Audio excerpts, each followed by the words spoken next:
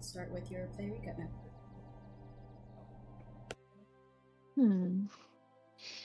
A lot happened for Cassandra last session. We arrived in a town of halfling. Well, I guess we should start with the raven. Yeah. There's a raven that flew overhead and was carrying a book that we followed, and we discovered the book was like a pecked wooden tome that had information about a nearby treasure that looked very interesting. So that was cool. The Book of the Raven. Oh yeah, the map fell out of the Book of the Raven. That's what happened. The map of mystery, which gave us like a trail to something.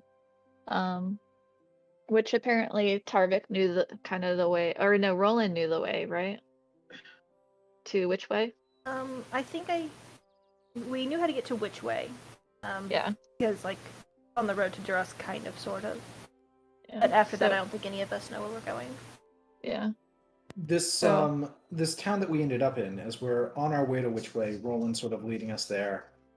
We wound up in this sort of halfling town, and Tarvik's character had been here before. Mm-hmm. Yes, this town's called Andelirk. Andelirk. Yes. I did not write that down because I had so much other stuff. You need a lot of stuff. What is Vemi? So everyone's calling Cassandra Vemi, which apparently looks just like Cassandra. But we think, or Cassandra thinks, that it was potentially her mom. And apparently she was quite the scamp in town. And she's strong-willed. And she ended up leaving town to go seek out Ilaria, and we found Vem on the Ilaria's list of names. So we can kind of assume that she's my mom. I don't know. And then her follower or boyfriend at the time, but got married, Ganaeus, Green Bottle was their last name, with Vemi.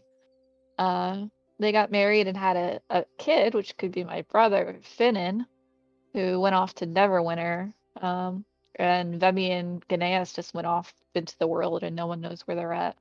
Yeah, so Green Bottle was Ganaeus' maiden name before he took that's right. Vemi's last name. Which is Ruby Gut. Wait, is it maiden name or like maider name? Oh, sorry. Ruby Gut was Ganaeus' maiden name. Major name. Okay. And then Is that a bachelor name? Green Bottle. Yeah, bachelor name. Awesome. Okay, gotcha. Got the names a little mixed up there. So I guess Finnan would be a Green Bottle too. But yeah, he went off to I don't know, he had Wanderlust and went off. And everyone in town was really nice to Cassandra and like treated her like family, even though they've never met her before.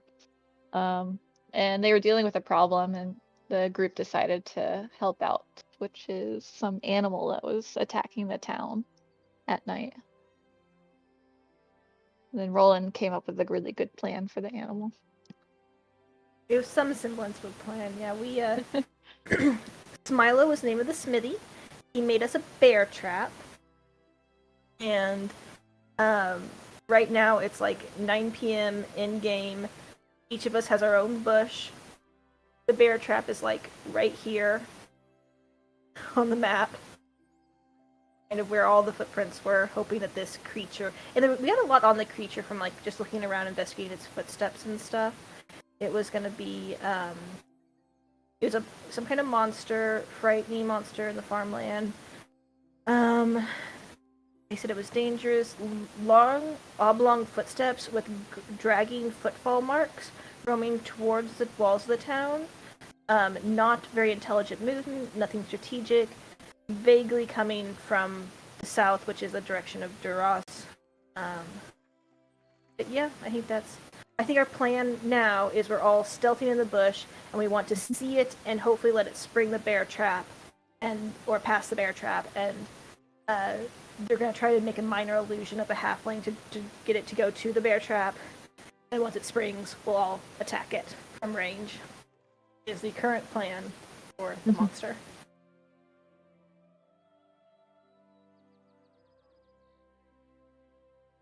Also, just in the recap, something earlier, Rieta finished her book. Oh yeah, she didn't. Oh, it was yeah.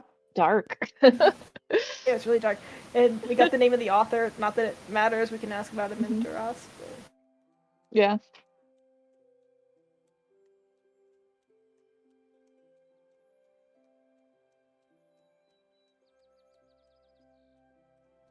Alright, guys, anything else to add?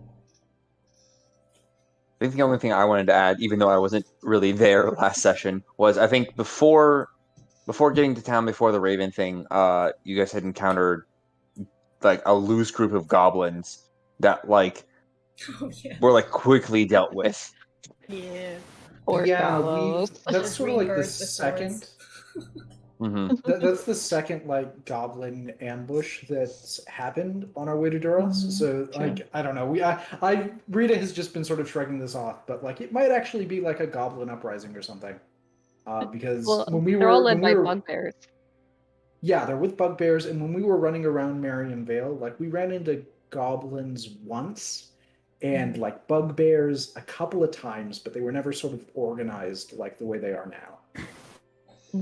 Yeah. Do we know if like getting attacked by creatures like bugbears and goblins is just normal for this part of the world, or is this like it's unusual to get attacked on the roads? Let's answer that question with a roll when we get into session.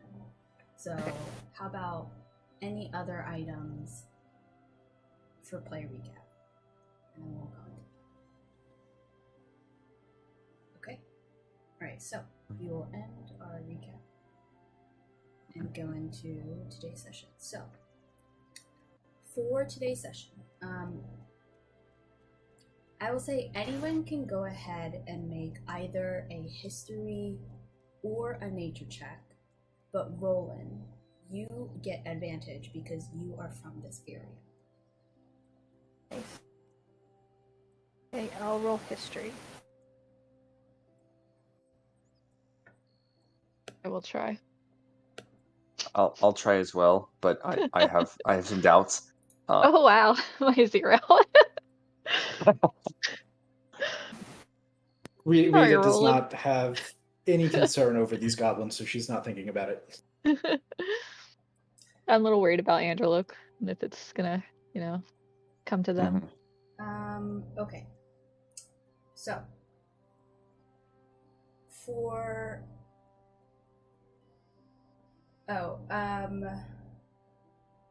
Cassandra, can you change your role speaking, Oh, roll whoops. 20 speaking as? That's okay. Yeah. I will edit it. I'm gonna mark where it means something. 6 now. For your rules, you would know it's common during some places where there's a lot of nature and just wildlife. Just, these places are going to be inhabited by the creatures that tend to take advantage of this type of environment, where wandering travelers are like a target. The frequency at which this is happening seems a little odd to you guys. Not necessarily in the fact that, it's weird that creatures are attacking us specifically. It's not targeted towards you, but it's just odd in general that you're seeing such an influx of creatures. Typically not well-traveled, but typically some semblance of a path between cities and towns, because there are some travelers that go through. Creatures aren't necessarily going to be there exposing themselves. It's much easier to kind of attack in more desolate areas, so it's a little strange. You're not exactly sure what that means, but it's there.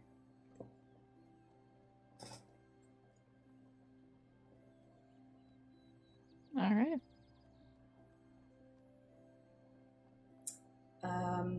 I would like one of you to roll a d8 for me, please. As that's happening, are we at this point waiting for the monster? Yes, that is Because where if we left so, off. Yeah, because I would So like to do I something will- if we are. But go ahead.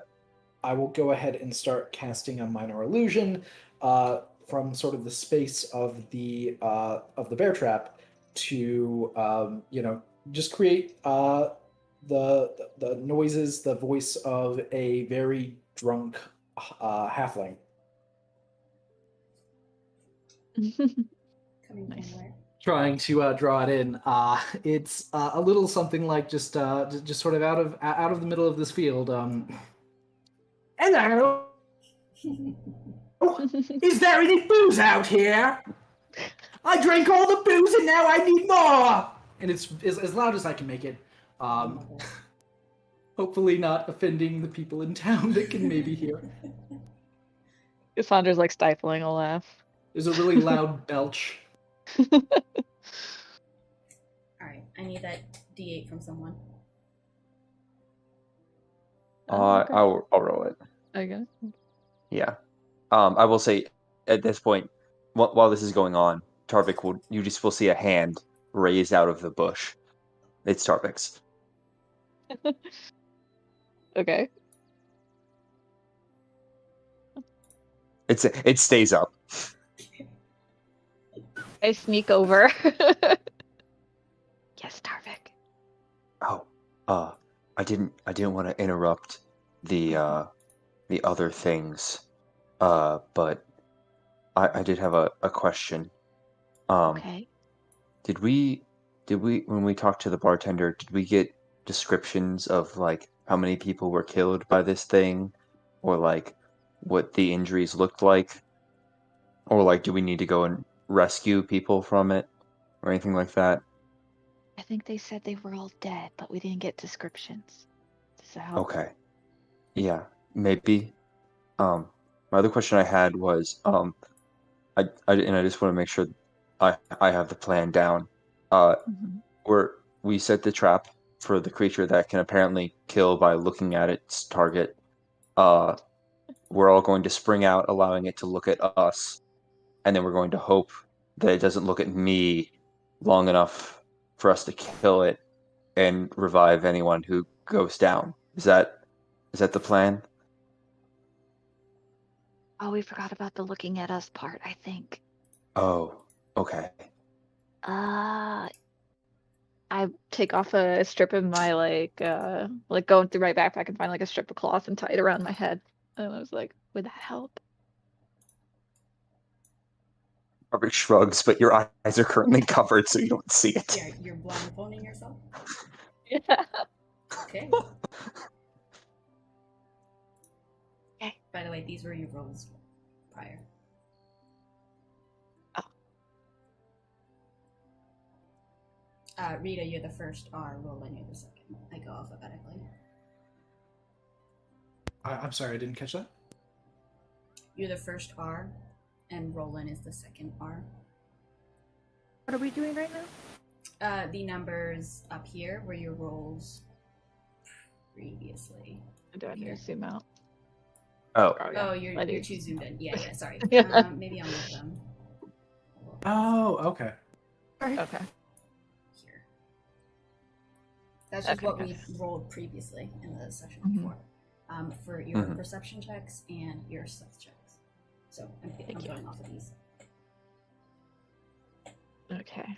Alright, Okay. so Alright, Ah, I take the I dropped my mug in the field and now I have to pick it up! Alright, so this distraction is going on towards the center of the field. And Cassandra, you're talking with Tarvik and you've just blindfolded yourself. Yeah, I'll take off the blindfold and I'll say, all right, if we see them, we'll put on the blindfold, okay? okay. Should I tell the others to also blindfold themselves? Yes, very quietly though. Okay. I should probably not move then. Why don't you? I feel like you're probably better at that. Okay, I'll sneak over to each bush. Rieta, You surprised me. so remember this thing can like kill by looking at you? Yeah, is it it looking at me or me looking at it? I don't know. I don't know if it's like eye contact or what, but I was thinking like we could do a blindfold if we see it. Yeah, or I could just close my eyes. Okay, that's Yeah. true. Yeah. Okay, Okay. good plan. Yeah, thanks. I sneak over to Roland. Roland. Yeah. Remember this thing can kill you by looking at you? Oh, yeah. Should like. Okay. I don't know. We should like close our eyes or blindfold or whatever. Okay. Maybe. Like. I wonder if it would work if I like looked at it through a mirror. I have a mirror. It's a scry mirror, but it also works as just a regular mirror, I think. Okay. Yeah, we Maybe. can try it. Or we could like, if it needs to be able to like see our eyes, maybe we can like put like a thin cloth in front of it so like it can't see our eyeballs, but we can still see out. Maybe. Mm. It might not work, but it might. I don't think we have those prepared.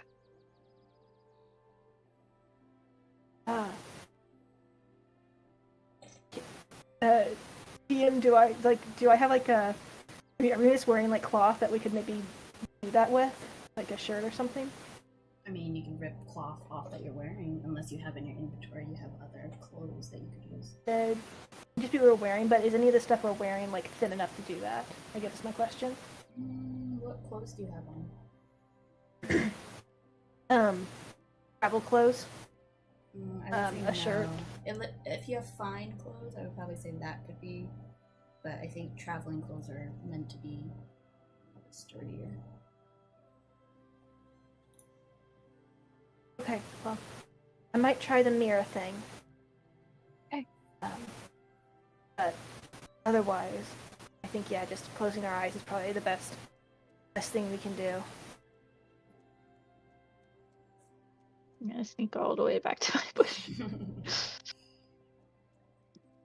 Alright, you guys are, this conversation has happened. Cassandra has gone back and forth. You guys are waiting for a little bit. As night stretches, continues to grow ever darker. 9, 10, 11 p.m.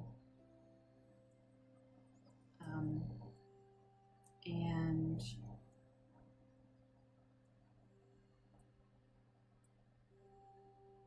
it's my music. Here. Can you guys hear the music? Yeah. Okay. Mhm. I think it just stopped. Oh, you just switched Yeah. songs. There we go. Okay. As the night goes on, Roland and Cassandra. Roland, you're still far away, but you see a dark shape lumbering close to you. Closer. Coming from this direction, and if you can't see my ping, I would say zoom out. So all of you can see my ping. Mm-hmm. Okay, perfect. You see a large lumbering shape in the distance. To you, even with your dark vision, it seems like there's darkness surrounding it. It seems to be kind of like a hunched over shape with seems to be some type of cape surrounding on it. Its limbs are very long, though, and you see the shape of claws at the end of its hands. Its feet slowly moving towards you and lumbering towards the direction where Rieta has done her distracting noise, and it approaches. Close it in here, and we'll go ahead and show you.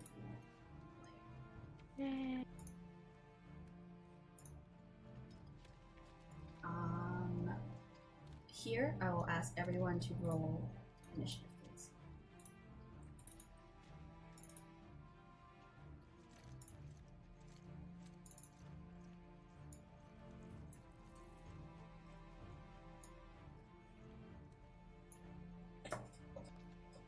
Okay, first fight with the new level. Yeah, I'm excited for you guys to. Tarvik. Cool. Yep. So scary looking. I am freaking out. This is not what I expected. Okay. Rieta, you haven't quite seen this yet. But I'll say, for the purposes of this, you hear Roland and Cassandra kind of like, just a little bit, with this appearance, and you kind of take a look at the direction and you see it. Oh, we have like a bird call, like coo coo. Oh, that's right. Do your bird call. Yeah. You hear your signal. All right, I'm going to cast a first level silent image in the space of the bear trap. It's just a halfling that's rolling around in the field. Just rolling in the field. Yeah, just rolling around, standing up, stretching. Yeah, just hanging out over there. That's great. That ends your turn. Yep, that's it. Okay. Halfling is rolling in the field. Tarvik.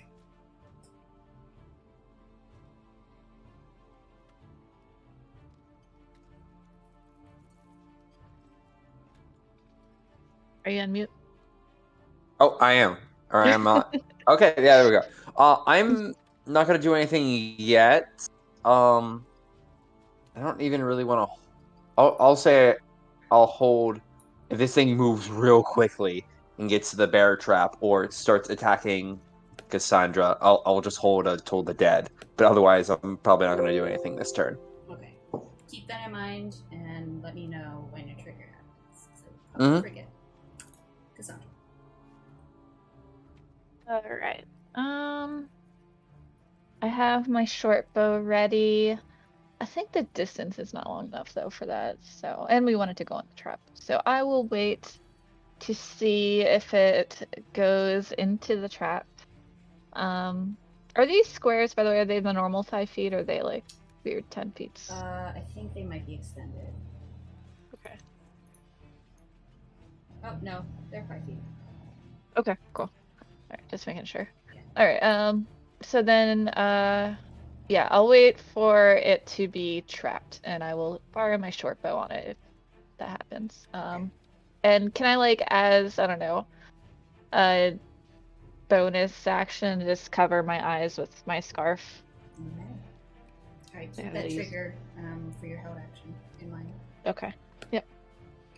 Okay, rolling. Very similar. I am going to hold a firebolt until it triggers the trap or attacks one of my friends, and I'm just squinting at it, ready to like shut my eyes real quick too if I think it's about to look at me. Okay, so shutting your eyes when it's about to look at you. Alright, keep that in mind. But otherwise holding the firebolt. Otherwise holding the fire. Perfect. I'm already forgetting. Alright. Now it is the creature's turn.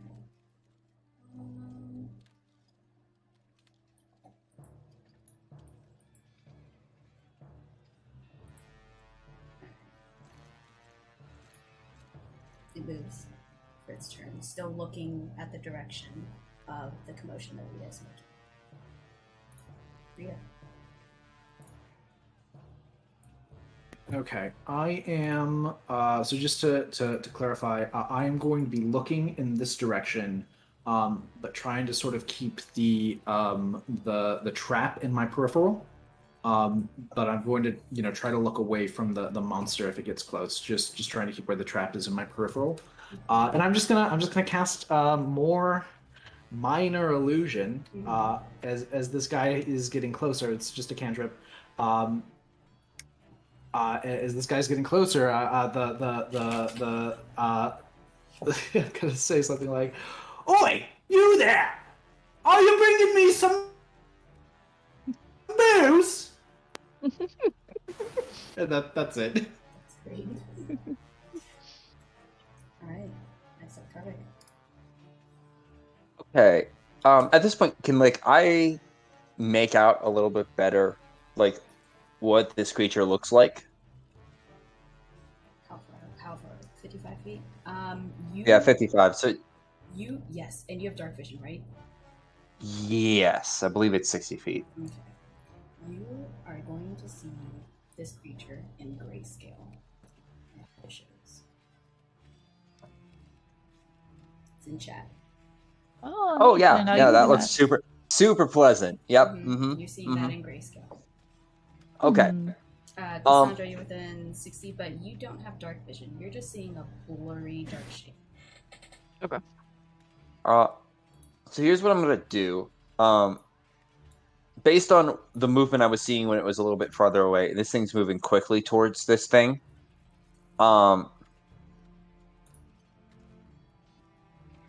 What I want to do is, I'm gonna keep my eyes pointed not at this thing's eyes or lack thereof, it seems, and more down at the feet around here.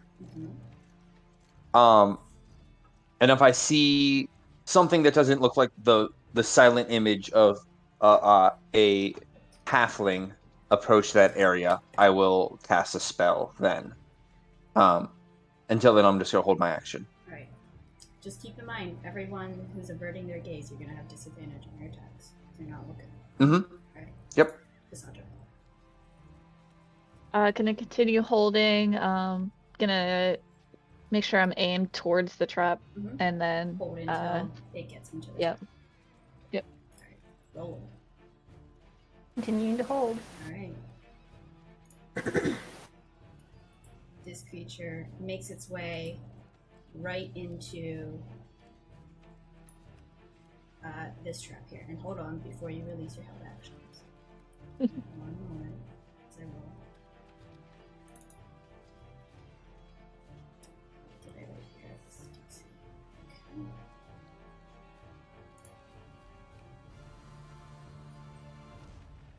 Okay. Ooh. Okay.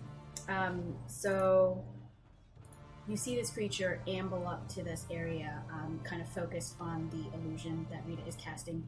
And as soon as its foot reaches the area of the bear trap, you're expecting it to claw into the foot. But you see, surprisingly, the foot just kind of rushes into the trap itself and doesn't actually go inside where the maul kind of shuts and clamps in, and it triggers the trap prematurely, and so the trap just kind of slams shut into empty space, and this creature just kind of takes a look at it. But I'll say the trap has been triggered. So Cassandra, seeing all this, well, kind of seeing all this happen, you can Like I would hear it. You hear it, yeah, you hear it go off. So you can go ahead and make your shot. Okay, at disadvantage, right? Okay. Lower of the two. 11? 11 does not hit, unfortunately. You go ahead and shoot your arrow into the darkness where you see the shadow just kind of lumped into that space. You're not quite sure if it hits, but you've gone ahead and shot. Okay. Who else had their held action to something? I did. I don't know if you want to work your way down or what. Tolda did. I think it's just a save on their part. Wisdom, right? Yep. Nat 20. Nothing happens then. Alright. Did anyone else have their held action that triggered? I'm releasing Firebolt, and I am not averting my gaze yet. Okay. Firebolt. That does not hit. And yeah,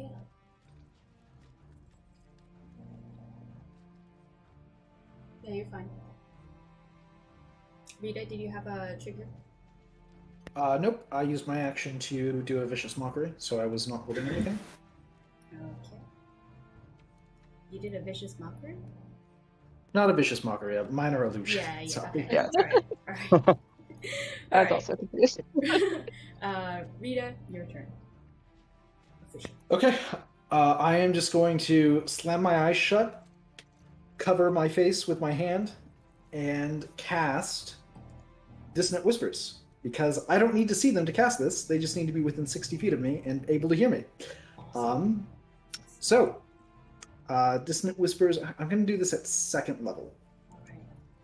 Put a token on. Let's do the eye. Alright. That's a wisdom save, right? Yep, wisdom save. Awesome.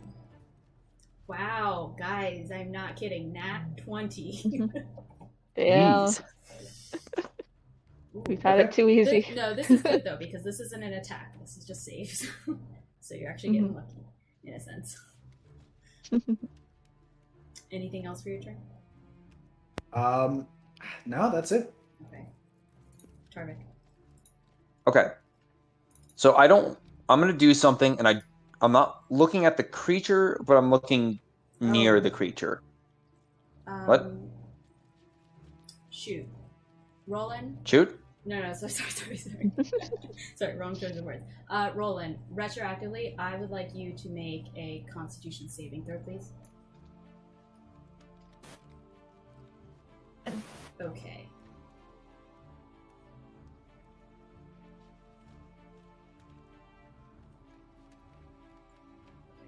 Sorry, give me 1 second. Ooh, Roland, you're going to take 16 points of psychic damage. As when you shot the fireball out to the creature, just the dreadful sense of this creature just bore into your mind as you saw its form, and your brain is just racking with pain afterward. Yeah, Tarvik, sorry, you can go back. Okay. For some reason, So I'm gonna. I have 5 temporary hit points. Is that from a long time ago and shouldn't be there anymore? No, that's probably That's pretty from the recent, I goblin think. fight. That's probably from the goblin fight. I think I used. Okay. So it's Yeah. still up. Okay. Yeah, because I don't think you guys took any break in between. There's still up. We took a short, but I think temporary. Did it go away on short rest or long rest? I forget. It doesn't say. It doesn't say anything about it going away in the feature description. So. Okay. Well, just keep them. Mm-hmm. All right. So I'm gonna do something, and I'm gonna. This is a point spell. So the point I'm picking is the trap. So I can see that trap, and I'm looking at the trap when I cast this. Does that make sense? Yes, it does. Okay. So the spell is Call Lightning. And you could ignore that roll because I'm gonna not Wrath of the Storm. Channel Divinity, max damage it. So it does need to make a Dexterity saving throw. 30 on a fail, 15 on a success. All right, you see it racked with lightning as it strikes down from the sky. Though you see it does dodge a little bit to the side as this, like the right side gets slammed down with the lightning. Okay. One other thing. I'm adding something here just so I remember that I'm concentrating on this. The creature is going to be shifted 10 feet back as well. Because, give me a second, I'll post it. Thunderous Strike is my newest feature. So, whenever I deal lightning damage to a creature large or smaller, I can push them 10 feet away from me. Oh. It has shifted away. Alright. That will be the end of my turn. Alright, I'm gonna go to Cassandra. Okay. All right. Was it making any noises? Make a perception check.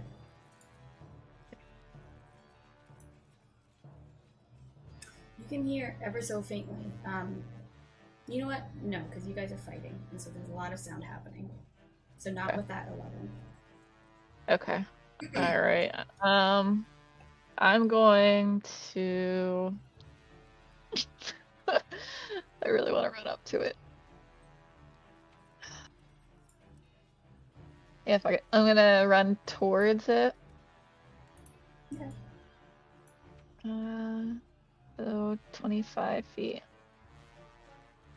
About here. And then I guess I can bonus action.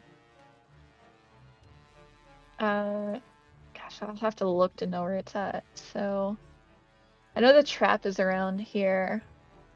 Did the trap go off or did it? You heard it. Because you said it kind of Yeah, brushed. you heard the metal just kind of hit each other. Okay, gotcha. So the trap You heard is it go set. off. Yep. All right, cool. All right, I'm gonna have to peek. I'm gonna take a peek at it. Okay. And then move towards it. And put my scarf back up. Well, that's probably too much. So my bonus, I'll move, bonus action, dash, and I'll just have to take the scarf off and attack. All right. Is that okay? Go for it. Attack. All right. Yeah, that hits. Yes. Finally. All right, 10. Nice. You just cut right into it. You can see large gashes form across its. And would it be too much to close my eyes after I attack, or? I'll say if your eyes are open when you're attacking, you gotta keep them open for that. Okay. Yeah. All right.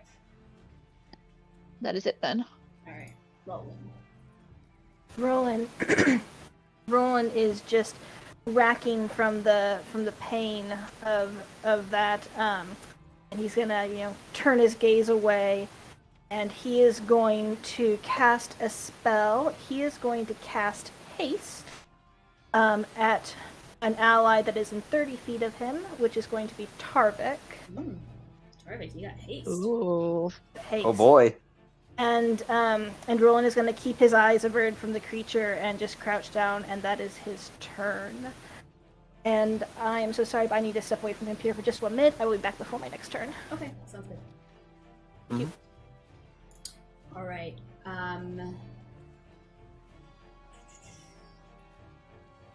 All right. As a bonus action, this creature, you see just darkness envelop its surrounding here, and Cassandra, you take 5 points of necrotic damage as you are now enshrouded in this darkness here. That I will go ahead and.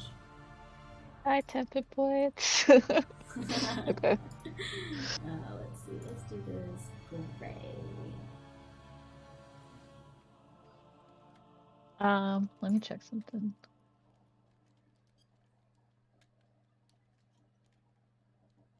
Okay. Yeah. Never mind. And then.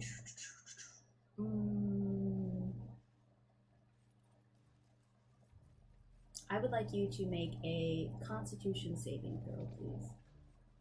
Okay. It just looks you straight in the face, and you see this darkness, just gaping holes in its mouth, just an ever dark, just black, inky space. It seems like everything is going towards it, and you're being enveloped. However, you seem to shake yourself a little bit as everything around you is dark, and you're just like, there's a lot of dark here. And you're going to take 7 points of necrotic damage. And it's gonna. Would I be able to uncanny dodge that? Can you? Is it an attack? It is If an I- attack. Alright, Is then it- I is- will uncanny. Remind me, Okay. uncanny dodge. Is that the one where it has to be like a field thing, where the damage is field? It doesn't say. Um, Can you throw it? I in do the think chat? it had. Yeah, cool. Yeah, I do. I think it has to be an Oh, attack, okay. It is. like an attack roll as opposed. Okay, then yeah, you can. Alright, so then that'd be 3 then. 'Cause it's Very half nice. of 7, right? Read it. Okay. I'm going to do yet another Dissonant Whispers at the 2nd level. Cool. 20. 30, 20. anything at half or no? Yeah. So if he succeeds, then he takes half, Cool. and he doesn't have to run away from me. So he would have taken 6 the first time as well. So that's 6 the first time, and then this one is 8 if he saved. Alright. Cool. And then I'm going to use my bonus action to inspire Cassandra, something I have not done. Ooh, it's been a while. Inspire. A lot of- Yeah. Inspired. Oh man. Um.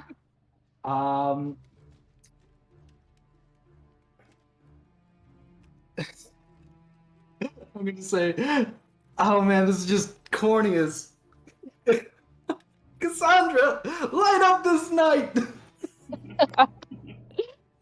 Love it. You are inspired, Cassandra. And Thank you. I mean, I could move. I could back away from it, maybe, but it hasn't really done anything to me, so I think I'm probably okay. So I'm gonna stay where I am. Alright. Tarvik. Hey, interesting. Well, let's do the easier part of my turn first. So, as an action, I'm going to continue the effects of Call Lightning and send another lightning bolt down. Let me show this. Right here. So it would hit. I gotta do corners. It hit these 4 squares technically, but it would hit them, the creature. Yes. So let me re-roll the damage for that one. Yes. Yep. Does not. Okay, so that is 18 lightning damage, and then again, Ooh. 10 feet backwards. That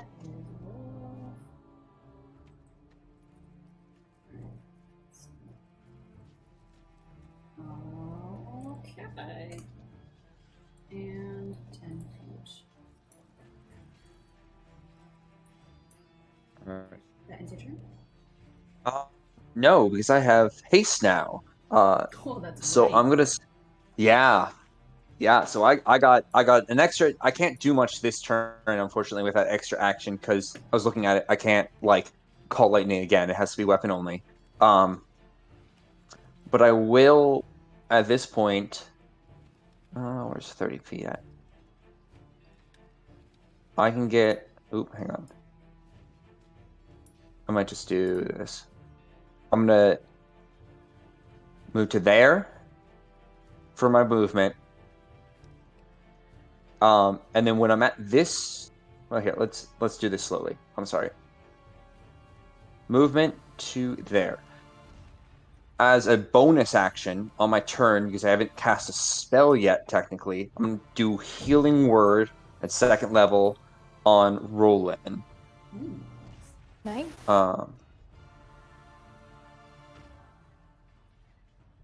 So unfortunately, not very much, but five hit points back for Roland. Get something. Take it. Yep. And then I will dash for my haste action and make my way around the creature to here Thank you. for good flank. And that will be my turn. Alright. Cassandra, I would like you to make a Constitution saving throw. Okay. Oh. Okay.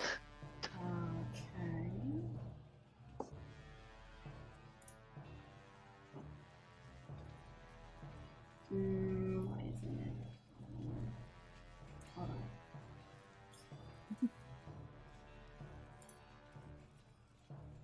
Okay, you take another 16 points, or not another, but you take 16 points of psychic damage as you are looking into the orifices of this creature, and just the darkness is daunting.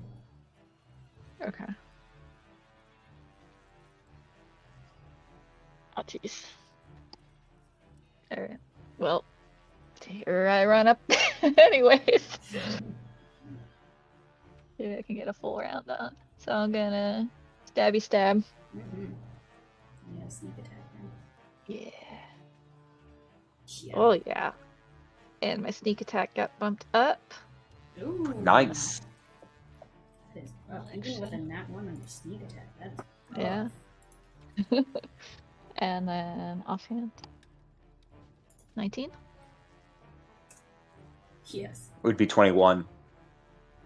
Oh yeah, it's flanking. Another 3. Nice. Whew.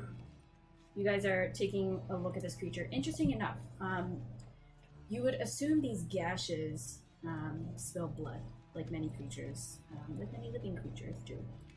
When you slash into this creature and when you do damage to it, you not only see like darkness pour out of these wounds, you smell the stench of death as more of this creature's insides open up. It is tough to be around and smell and just kind of see all this. There's so much darkness in this creature. Cassandra, is that your turn? Yes. Awesome. Rolling. Okay, so is You were the here for your points, right? for my healing healing, points? Yeah. Mm-hmm. Yeah, I do. Yeah. So mechanically, how this works is I can either avert my gaze and attack at disadvantage, or I can not attack at advantage, right? Or attack regular. Is that right? Yeah. So what if I want to do a spell that doesn't have an attack roll? It just says a creature you can see is affected. I have to look. You have to see it. Okay, then I'm going to cast. I'm going to cast Firebolt at disadvantage. Okay. Averting Kind my of gaze. avert your gaze and shoot it off. Yeah. Unfortunately, you guys see the firebolt kind of streak through in between you guys as it misses the creature. Then I am going to move closer as well, continuing to avert my gaze.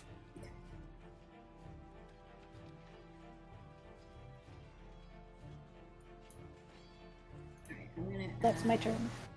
I'm gonna add the same token stamp to your. The same stamp to your token. Just that you and Reed are averting your gazes. Okie dokie. Tarvik and Cassandra, you both take 5. Oh, Tarvik, Cassandra, and Roland, go ahead and take 5 necrotic damage from me, as you just feel the weight of this darkness around you just seeping your life away, just kind of wrapping its tendrils all around you, with you guys having nowhere to go, just surrounded in this. And I need to roll a concentration check. Okay, that works. Alright. Sorry. And alright, this creature is going to slam at you, Cassandra. You take 6 points of damage. Alright, And Is he attacking again or just one? no, he's doing another one, but the second one misses. The 12 doesn't hit you, does it? No, I'll do the uncanny dodge though for the first one. So like 3. Awesome. Oh, I love uncanny dodge. It's awesome. Mm-hmm. And that's its turn. So, Rita. Okay. I'm gonna do another Dissonant Whispers because why not? I think I already used my last second level, so these are going down to first level. Dissonant Whispers. Okay. I fail. Oh, nice. So now this time he needs to move. Alright, where are you? Okay, you're over there. So this could- Opportunity attacks with that as well? No, because it's not being moved of its own will. I think you only get opportunity attacks when the creature moves willingly, right? Oh, well, the thing says it must take its reaction, right? Yeah, so it must use its reaction if available to move as far as its speed Then allows do away it. from you. Yeah, go ahead. Cassandra, Tarvik, go ahead and swing. I used my reaction on uncanny dodge. Oh, okay. Yeah, so Well, yeah, then I Tarvik will can. swing then. Yeah. Yeah. 22 Oh, yes. or 18. So 7 slashing. Alright, nice. Before the creature leaves, get a nice hit on it. Alright. And is that in your turn? You don't. I'm just checking one thing.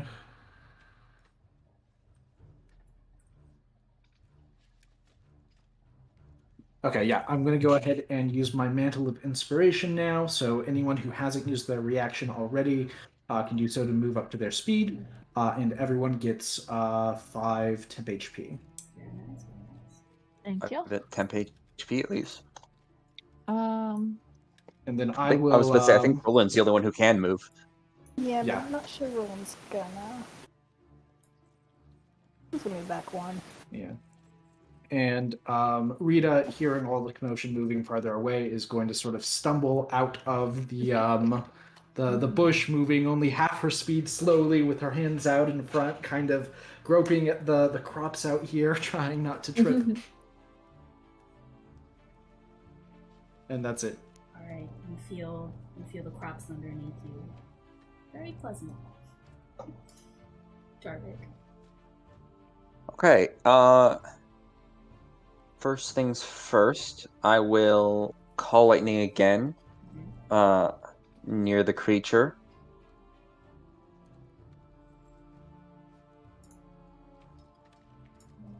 No, I feel. Okay, it's 11. I'm actually, if I'm reading this correctly, the push for Thunderous Strike is optional, so I'm actually not going to push it this turn. Alright. And then I will use my movement 5, 10, 15, 20, 25, and 30 to get to there. Actually, yeah, I think I'm still in range. I'll a second level greater restoration. Healing word on Cassandra. Thank you. And then I will I'll look at the creature and I will swing my great axe for my last attack. It's a normal swing. I don't think an 11 will do it. Yeah. It does not. You swing down and you hit the fields, but you get a really clean cut of some of the crops. I've helped the halflings. Do I need to make a con saving throw for that? Yes, you do. Thank you for reminding me. Ooh, that will not do it for sure. Oh no. Uh-oh. Tarvik. As you go ahead and swing down, everything fades to black, and you drop down to 0 hit points. Aha! I dropped down to 1 hit point. Yes, you do, because you're a half-orc. I'm a half-orc. But yeah. I do lose concentration.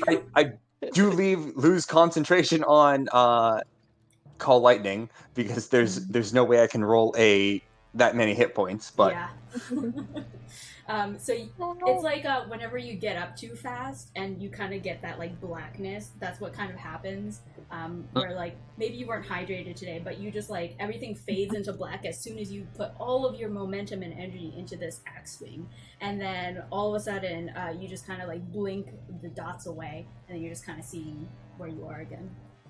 Mm-hmm. All right. Well, that is the end of my turn at that point. All right. You guys see Tarvik is just kind of like a little winded and just doesn't seem to be in very good shape. Cassandra. I'm going to... I got little legs, so I'm going to have to bonus action dash to get up to Tarvik. So use my movement, bonus action dash, get up to Tarvik. I'm gonna use my lay of hands and give you 5 hit points. Okay. And that's all I can do with my turn. Make a Constitution saving throw for me, please. Oh yeah. All right. Ah, very good.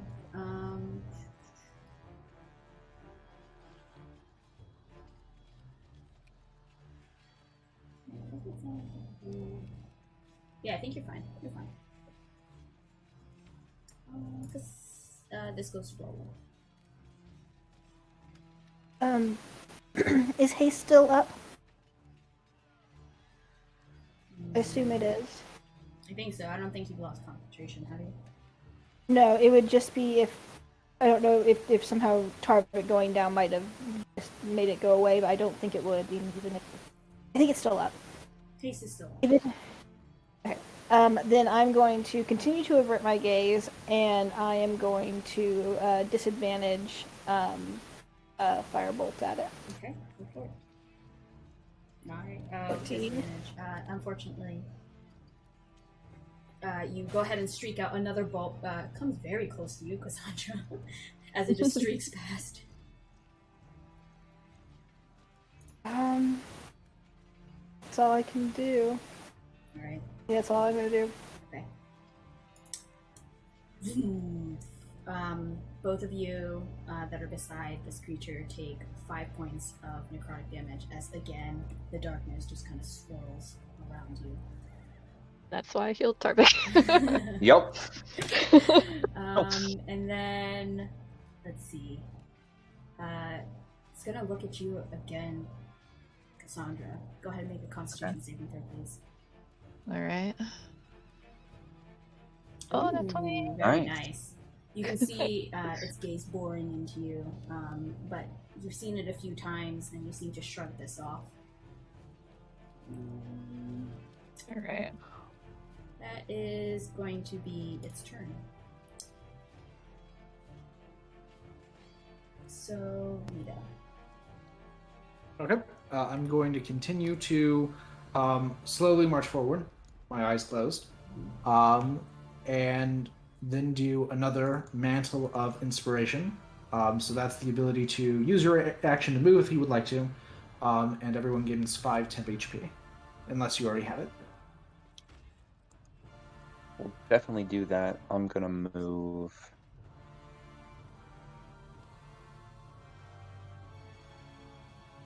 Move to there, I think. And then I'm going to keep these dissonant whispers coming. So there's my action.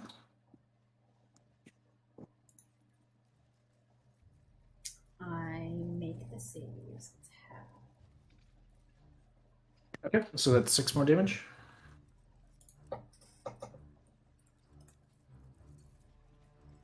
Okie dokie, that ends your turn. Yes. Tarvik. Hey. Make a Constitution saving throw for me, please. Okay. Because I'm still looking at it. Okay. Man, I love those 5s. Oh no. Yeah.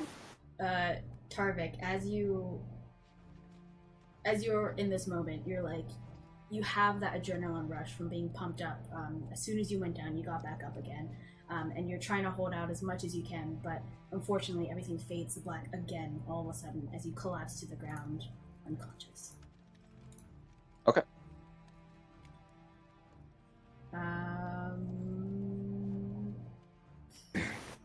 Would you like me to make death saving throws, or would you like me to wait? Yeah, we'll say this happens. They both kind of happen at the beginning of my turn. I don't know which one happens first. It's. So I think death saves happen at the end of the turn. If you like. No, if they you get start. They happen at the beginning because if you get a nat 20, you get a turn. That's the I thought you advantage got of up, but them. you didn't get a turn. You just got up. No, that's the fun thing. If you get nat 20 and you get up because of that, you get a turn because it happens at the beginning of turns. Yeah, and this one happens at the beginning too. How about this? We'll roll a d20. If you get a 10 or above, you can skip a death save this round. If you roll anything lower, you make a death save this round. Okay. Cool. You Okay. don't have to make a We death skip it save. this round. Sandra. I'm torn between going over to Tarvik and attacking this thing. I'm gonna yell, "Tarvik's down!" And Oh, okay. So this should have been happening, but we won't go back and change anything because it's too late now. Cassandra, you don't have dark vision, so everything you make right now is at disadvantage unless you have a light source. oh, okay, all right. Well, I'll make a light source. Bonus action, I'm gonna throw a flask of oil on this thing, and then for my action, I'm going to use my flint to light it. Nice. Alright, so that's gonna So be 5 points of fire damage. yep, and give me some light. Nice. All of you see flames start to come up around this creature as it seems it has caught on fire.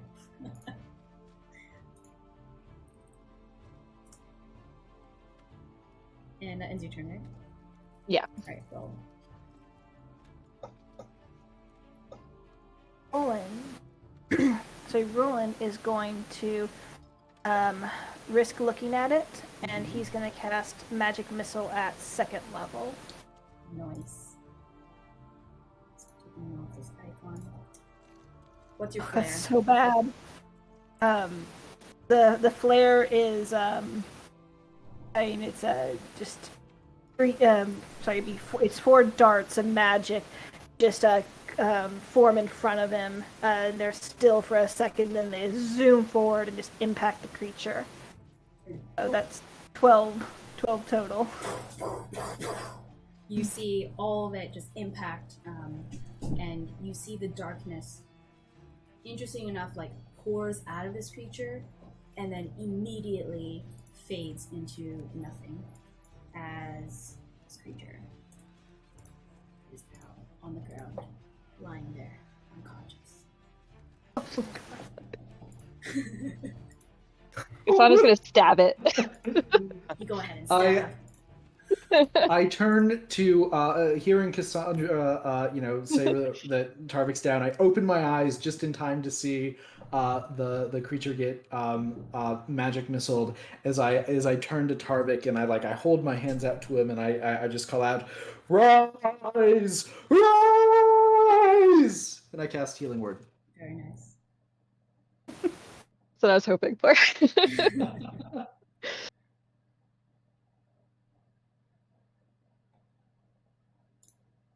And I'm back up. You are with 7 points, thanks to Rieta. Woo. Cassandra stabbing the body. The Fuck body this that's still on thing. fire. Yeah. Yeah. By the way, you guys are noticing that as the creature is falling there with the flames licking it, the fire seems to be spreading. Oh shit. It's catching some of the crops. Yeah. Yeah, okay. I'll start using my water to try and I guess my cloak. I'll use my cloak to Okay, dampening try it and put down. out. Alright. Yeah. Immediately try and cover. Mm-hmm. Yeah, Cassandra, I recall someone telling me not to use a certain spell that would do this. Right, a little tinder is not as bad as a huge fireball, okay? Yeah. I'm gonna help her. Okay, Roland is helping. The damage is localized as the two of you immediately try and put out this fire. Oof. Can I use thaumaturgy to help out as well? Just be create a big noise that puts it out. Like a wind. Does that work? I think Blow it? you can lessen the brightness of it. Oh yeah, we can And flicker, dim it? brighten, or dim, or change the color. Yeah. Okay, I'm gonna turn the fire blue. That's Not fantastic. helping. Tarvik from here will dim the fire as much as they can. Okay. Alright, so we'll say Just that part just for has been roll. damaged. Okay. Just for like role playing stuff. Haste will last for whatever's left of the minute, but then Tarvik feels awful. Mm-hmm. It ends, and you just have the worst lethargy, just like sweeping over you. Good news. Tarvik's already lying on the ground, so Can you tell the difference between that? yeah, I was and about to say. Yeah, you're just feeling awful right now, Tarvik, for myriad of reasons. I think I'm only Cassandra awful will for like a help you minute out. though, right? Like Yeah, it's a short time. like yeah. Well, just for 6 seconds, yeah. Yeah, oh yeah. Then once that's over, I'll cast like 2 healing words on myself just to get some hit points in me. Mm-hmm. Mm-hmm. Nice. What was that thing? Can we look at the corpse? Is it like a thing? Absolutely. It is disgusting. That scent of death still permeates the air around it. It is just awful. Though like the actual inky dark has disappeared from its surrounding, you just feel really uncomfortable with its just presence. What are you trying to look for? What are you trying to know? But without touching it, so like just like using mage hand and stuff, I want to see if it's like carried anything, if I can gain any insights or information from it in terms of like where it's from, what it is, what anything at all. Okay. I'll have you roll. You can either roll an investigation check or medicine. Definitely investigation. Good rolls today. You take a look, and keeping your distance, just kind of going around its body. It's tough. It's a little hard to tell. You know this thing is some type of undead creature. It just reeks of undeadness. Besides that, like its origin or what it might be, or that role, not too much information comes to mind. Well, it's undead, you guys, but otherwise I can't tell what this thing is. No wonder I hate it. Well, I guess should we bring it to the halflings? I think we should just burn it. Like we can't just leave it here. They're gonna freak out if they see it. Like Alright. I Let's mean, bring it this to seems like a like clearing though. like a death creature, right? Like I mean, is it really like dead, or is it gonna come back? Ugh, yeah. Yeah, let's take it out of these fields first. Burn it. Yeah, I'm good with that. Yeah, we can like take it in one of like the dilapidated buildings and like burn it there. Yeah. Yeah. Alright. Do you have like a tarp or something that we could like pull it onto? Or... I mean, like we could just I don't know, Okay. like mage hand tie a rope around it and drag it. Let's try that. Yeah, that works. I hand you a 50-foot rope if you don't have one. Okay, I'll cast mage hand and tie it around his ankle. Alright. Help too. The other end of the rope. Perfect, where are you going? Tarvik picks up the hunting trap. Yes. Yeah, get us a bear trap. Now We in need to your keep possession. that. Alright, let's drag this thing. Tarvik, in your good. inventory, you can write bear trap. It is metal in composition, and the way it was crafted, it is a DC 14. DC 14. Correct. Okay. Is it so? It would be the equivalent to like a hunting trap. Yeah, the way I have it envisioned in my mind is it's like an open claw mouth, and as soon as something triggers inside, it clamps shut and holds the like in there. Okay. Alright, we're gonna like clear an area in here Mm-hmm. and Just place it in there. roll it. Yeah, roll it. You wanna burn it? Yep. You want me to burn it up? You wanted to use your fireball. I think I might save that just in case, but I will 100% light it on fire using prestidigitation, and then just kind of shoot some fire bolts at it until it just is all. Okay, it was already Right, kind of crisping because of Cassandra, with the oil and the flame, but you just do some extra crispiness. Make sure it's really fried up here. You can tell the smell, again, it's just lingering in the air. It is awful.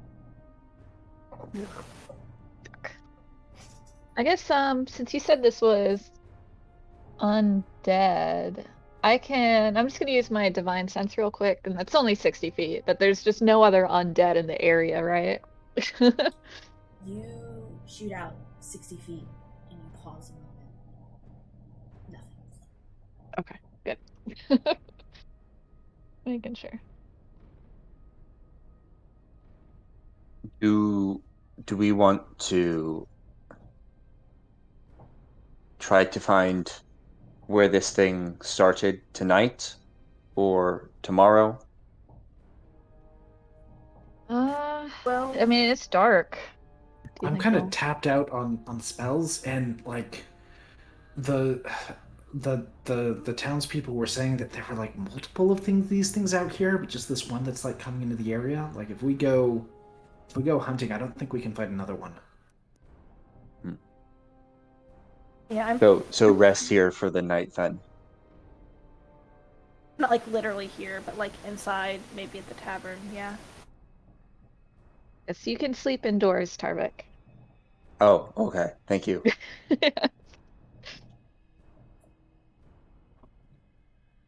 All right. I'm sure maybe I can get us a discount at the inn, or maybe us killing this thing. We'll go knock on the town doors. Let us in. You see, Smilo has kind of just been there, watching the whole ordeal, and you can see he's kind of like visibly shaking, as he was just peering, and he kind of opens the door very shakily, and he's just staring at all of you, not saying a word. Great work on the Smile. bear trap. Yes. When I walk by him, I will hand him 2 gold and say, "I know you didn't need payment, but here."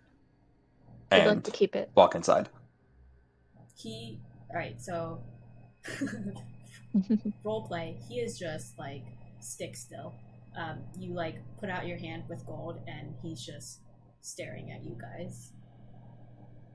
Take Okay. the Literally gold from petrified? Tarvik's Does he- hand and- Is he like Oh. literally petrified?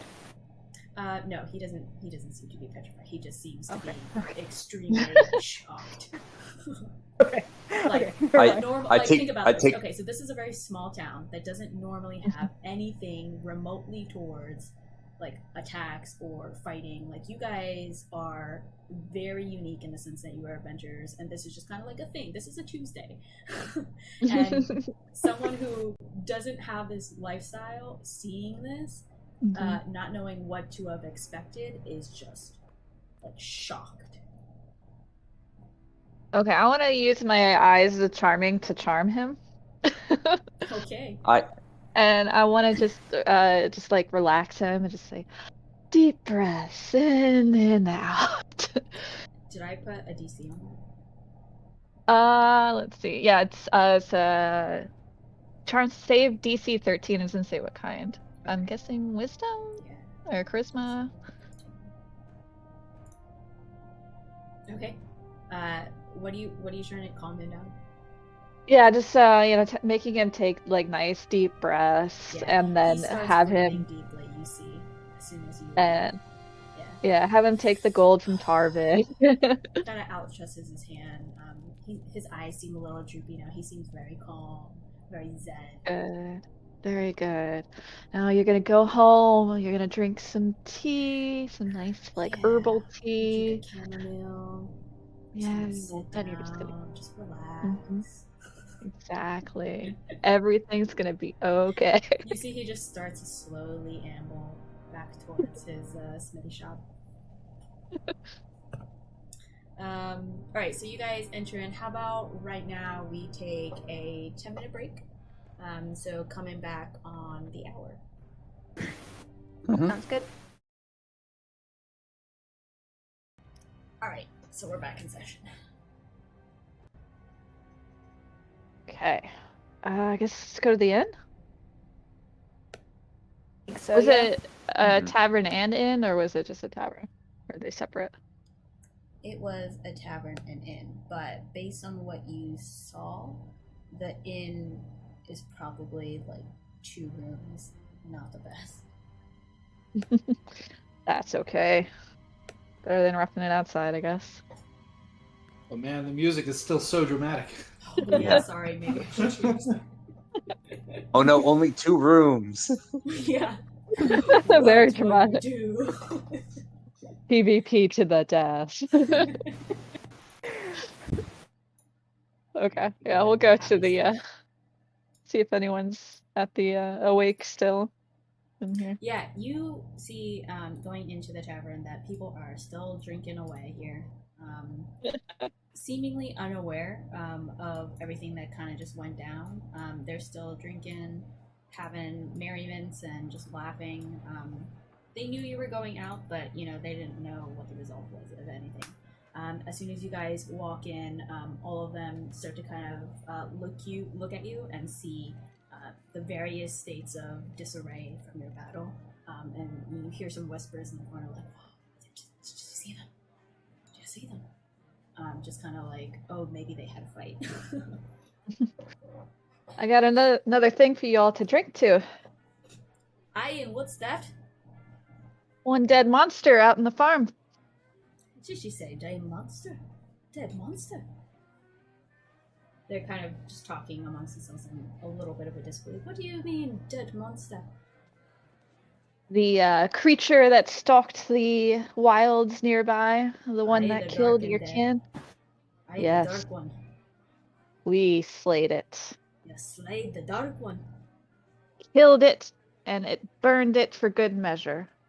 You start to see all of them kind of talk amongst themselves, and you start to see them kind of like bang the table and like clinking glasses, and just the volume of the place rising as they seem to be celebrating. And then you hear them shout, "Aye, the dark one's dead! Buy them all around!" As Yes. yeah, as you guys are being treated to great conversation and food and drink in response to the news of it being dead. You see all of them are kind of like gathering around you, wanting to hear stories of how the battle went down.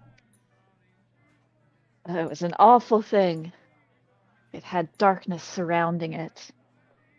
Our man Tarvik here died twice. We slew it. It's probably very much hoping just to slink off to the corner of the bar. Here's his name. Tarvik, the true hero of Ashford, who bravely charged in to fight this monster of death and darkness, charging in, eyes wide, swinging with his axe, but taken in by this unholy creature, taken to his doom, and risen again and again to fight on. You see they're all trying to corral you guys together, so this guy is like pushing you towards the rest of them, and this guy is trying to push Tarvik and Roland back towards you guys. And they're just like crowding you in together as they're just listening. These are all halflings, right? Like, Yes. these are all small It's like peer creatures that I'm pressure. on the, like, they probably reach, like, what, like my hip? Yeah.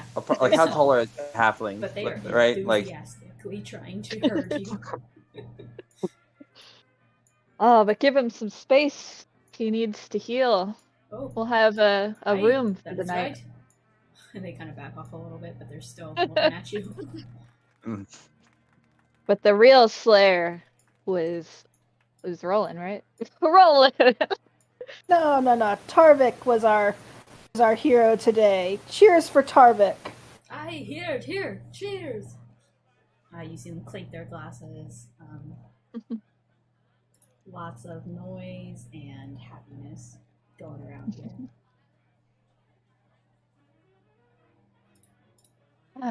Yeah, I guess I'll stay up and party with them, but I'll try and give you guys room if you want to go up to bed.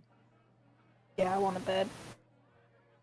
Torvik will probably have like 2 or 3, trying to avoid conversation the best he can, and then head up to bed. Okay. Anyone staying for the night? Because all these halflings are very eagerly awaiting stories. Yeah. Rita, go on. Yeah, I'll be your Rita's host feeling person. like pretty good, other than using almost all of her spell slots. Rita's feeling fine, so she'll stay up and tell stories and party and whatever. Nice. Rita, go ahead and roll a 1d4. Roll a d4. I've messed up my character sheet window. Give me a second. I think I Okay. need to refresh the page. Who else was staying up with them? Cassandra. Okay, Cassandra, also roll a d4 for me, please. Oh, got a 1. Okay.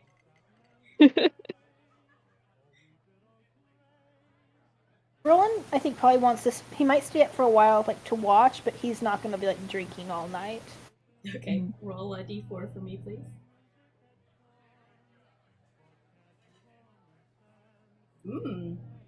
Yeah, I guess I said I was staying up for a drink or 2 more, so I will. Do you want me to roll one as well? Yeah, just in roll a case. d4 for me, please. Oh, 2 Wow. 4s. By this trend, Rita's gonna roll on that one. Oh. She broke the trend. All right. So you guys are having drinks and merriment.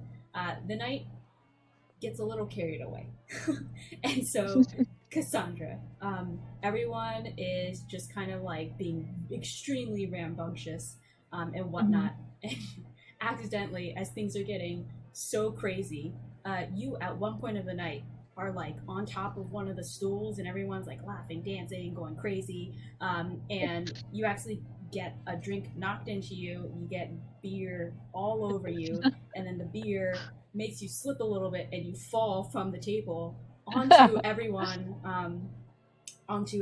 that's just kind of like crowded around. At this point, people are like probably here by the bar or whatever, and you're all kind of like here. Roland and Tarvik, you guys are still probably just like kind of part of it, but not too much in the center. And so you kind of slip and fall down onto everyone. These guys tumble down, and you're just like laying on them, and then they just start yelling. They're like, yeah. Just getting even I yell with them. Roland and Tarvik, you guys have kind of, even though you're still part of this celebration, you guys have mostly stayed away from any type of crazy happenings that are going on. You're just nice observers, not being pulled into some of the crazy shenanigans here. And then Rita, you end up on top of some of the halflings that are just kind of carrying you up and down, and they're just kind of bouncing you up in the air, and then they just kind of like throw you unexpectedly, and then the other halfling tries to catch you, but you end up kind of being caught by like 2 of them, and you just end up kind of doing like a mini crowd surfing during the celebrations throughout the night. Rita!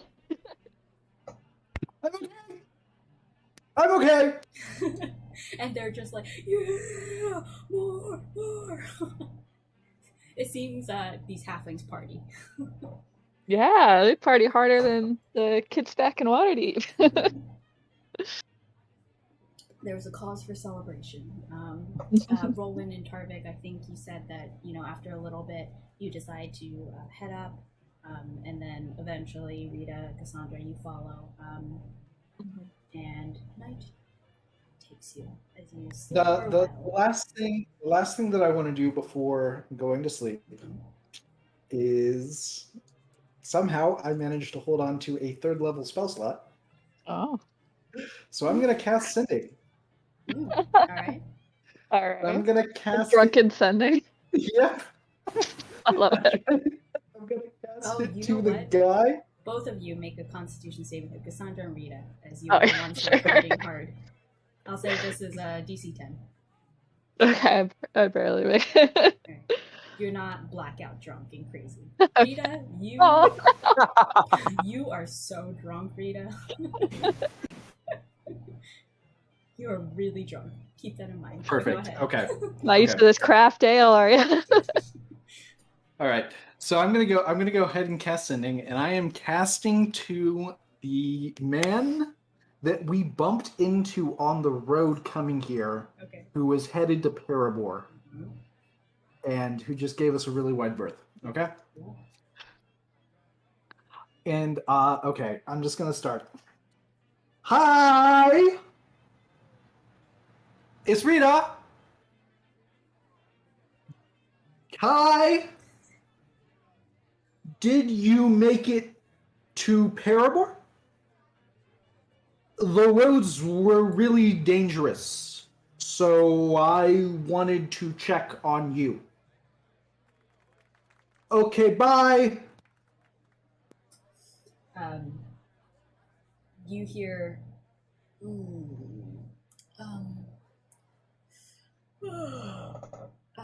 Thank you. Thank you. No, I'm still making my way. Have a good night. You hear a lot of sleepiness to the voice as you probably woke them up.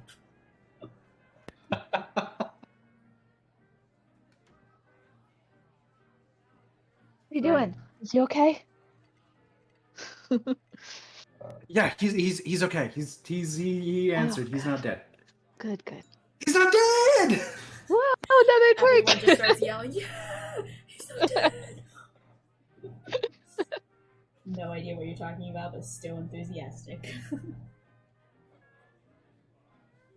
Alright, so for the two of you who stayed up to party, you're gonna wake up just a little bit after Tarvik and Roland. But Tarvik and Roland, for the night, you probably get to bed around 12. I'll say there's only an hour difference.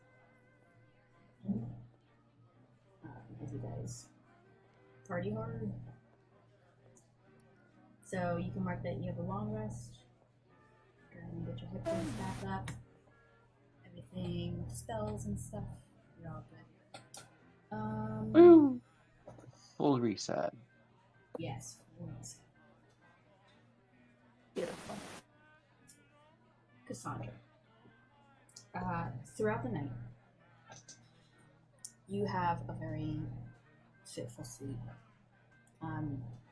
You're not exactly sure what happened. Was it a dream, or was it just fighting this gross undead thing? But you just did not have a good rest. You have a long rest, but you just don't feel great in the morning. You were tossing and turning all night. Just not really great. Yeah, and that's about it. You guys wake up in the morning. See Cassandra like covered in sweat, like, oh man, was it hot last night?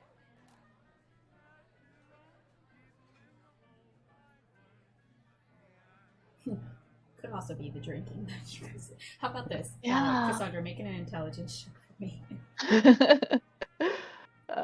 Yeah. Oh, that's pretty good.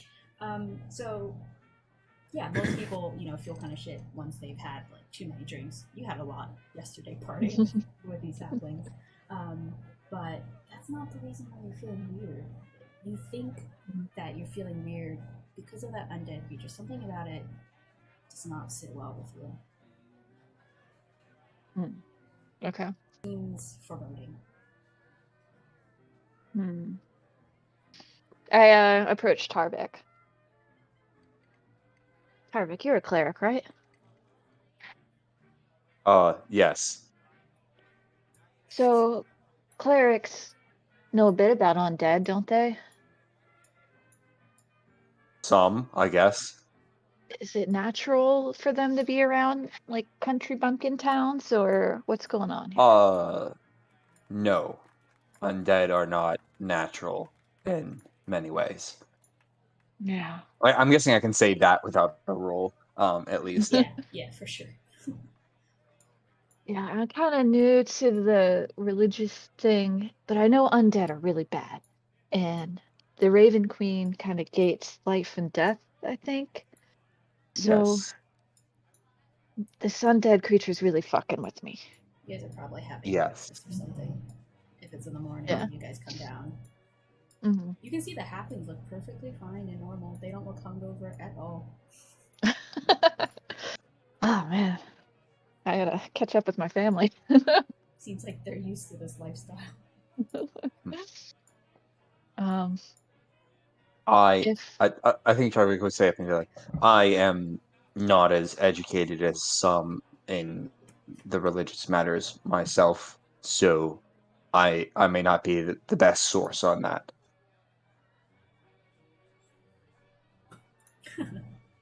Oh, also, Rita, would you like me to help you with that? Mm. Hmm? I'm going to take that as the no. Okay. No, I will wait until you would like help. do you think it could have cursed me? It could. Would you like me to make sure? I don't know. I didn't sleep well last night. That thing, I just can't get it out of my head. Like there's something fucked up about I it. did lose count the number of drinks you had at around 10. So, I'm not. Well, I'm a little hungover, but that's not it. Hmm. Something. Maybe we should look into where it was from, like you said. We can do that if you would like. Okay.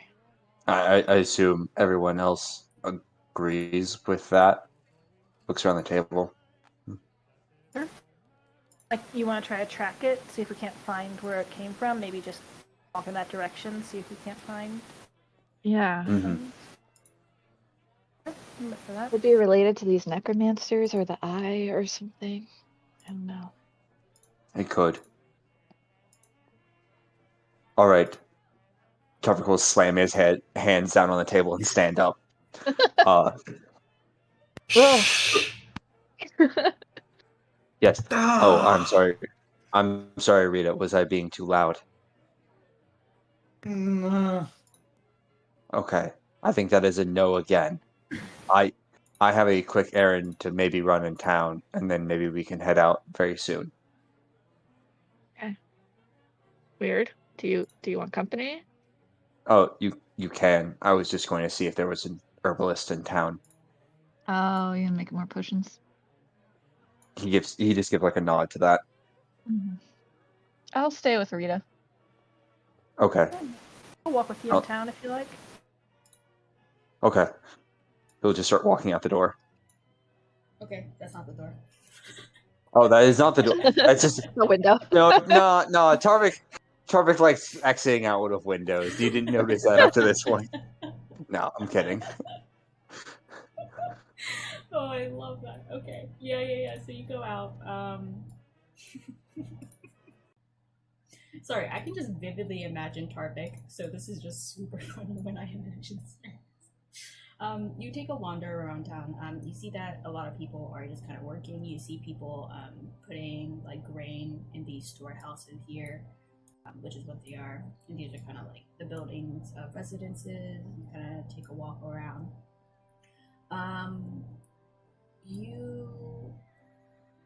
You probably could have asked someone inside the brewery, but if you ask someone who's just kind of like working the field of any kind of apothecary, they're kind of like, "I an apothecary, you say? I'm not quite sure what that is, but you can go to Xerulia. She's been a wonderful person. She kind of does this, and she kind of does like a wiggle of her hands in front of her face. She does the magics, you know." But not the very strong magics enough to take down undead. Yes. Aye. Okay. Well, I will see that person, and again, Tarvik will probably just if I'm assuming that conversation happened before, and Tarvik would just have shuffled back to the table, had that, and now exiting out, going towards the crazy old magic lady. It sounds like. You see, just like based on your awkward interaction, they're kind of like giving you a smile, but kind of like a what the fuck kind of look behind the smile. with just like your short answers and stuff. As I'm you I'm go pretty on. sure Tarvik does not notice any of that, Yeah. despite proficiency and insight, notices none of that. All right. So you make your way. They would have pointed you in the direction of Xerulia, which is just you actually pass by. It's a bigger building in comparison to everywhere else, and you kind of rasp on the door, and you hear someone kind of shuffling behind as the door opens. You see, it's interesting. This is a town full of halflings. But this person looks a little different. They look humanoid, or not humanoid, they look human. And you see just kind of like very long white hair, like reaching to the floor. And it seems to be a little ratty in some places, a little unkept, as it kind of soft curls down to the floor. Doesn't look kept at all. And you see like little twigs and like little bits of dirt kind of in her hair, and she's dressed kind of shabby like natural cloth, and doesn't appear to be made up in any sort of which way. She looks a little bit older. As she kind of opens the door, she greets you. Ah, hello. And who might you be? Newcomers to the town? We were just traveling through the town, and we heard that you may Yes. have. Traveling through the town. Adventures based on your appearance. Sure. We were told by the brewery staff that you would I have. come seeking guidance on some matter. No, I was looking for potion components. Ah, but isn't that needing guidance? No, Oh. it is a guide. I mean, are you offering guidance? I guess. You Looks to seek- Roland. You seek guidance. She kind of looks off into the air and kind of just thrums her face with her hand and she's pondering. Roland is just like, What may I ask? I think Roland can't help it. He has to cast prestidigitation. He's a little unsettled by this woman. Okay. you start casting, and she kind of looks taken aback, and she just closes the door in your face. I don't believe she liked the cleaning. Excuse me, but I would ask that you do not do your magic on someone without asking first. You hear through the door. I do believe it is quite impolite. I apologize. Are you My going to be able to apologies. hold off the temptation if we go inside to not clean? I don't know. I'm not sure. Maybe I should Would go you- walk. Would it be better if you waited outside or helped Rieta feel better? I don't have anything to make Rita feel better. You're the one that does that. Unfortunately, I believe there are ways to make Rieta feel better. Unfortunately, I do not have the necessary components nor power to do them at this point. Far easier to deal with when it's in its poisoned form as opposed to it is now. You see, she just kind of peers through the crack. She has opened the door again, but is looking Yes. at Roland warily. Okay, I'll be like, what? At the very least, Cassandra will need help transporting Rita out of the tavern. Why don't you assist with that while I get this done? Sure. I think that probably makes more sense. My apologies again, ma'am, and I'm going to leave this dirty person alone. Mhm. As you have that conversation, she opens the door a little bit more, and she talks to you, Tarvik, and she says, "Yes, so guidance on potion materials." Yes, the potion materials for I'll make a list of like the components for a healing potion, basically. Please come right in. She kind of gently moves away from the door, inviting you into her home. You see just through the open door. It's a good thing that Rolla didn't stay for this, because it is really dirty. It is a complete mess, not only in terms of like actual physical dirt here, but it is very disorganized. There are like plants just kind of like scattered everywhere. There's sometimes not even like a plant holder for some of these plants. Sometimes it's just like a bunch, like a mound of dirt with lots of little things sprouting from around it. You see that there are like various like nature things, so either like vines or branches or like little bunches of leaves that are just in weird piles around her. It seems like she's living out in the woods, even though she has a home inside, as you kind of see this view from the door opening. Tarvik will just take a look back to make sure that Roland isn't like peering around a corner weirdly, like ready to like hop in the door or something like that, and then we'll take a step in. Make a perception check for Roland. Yeah.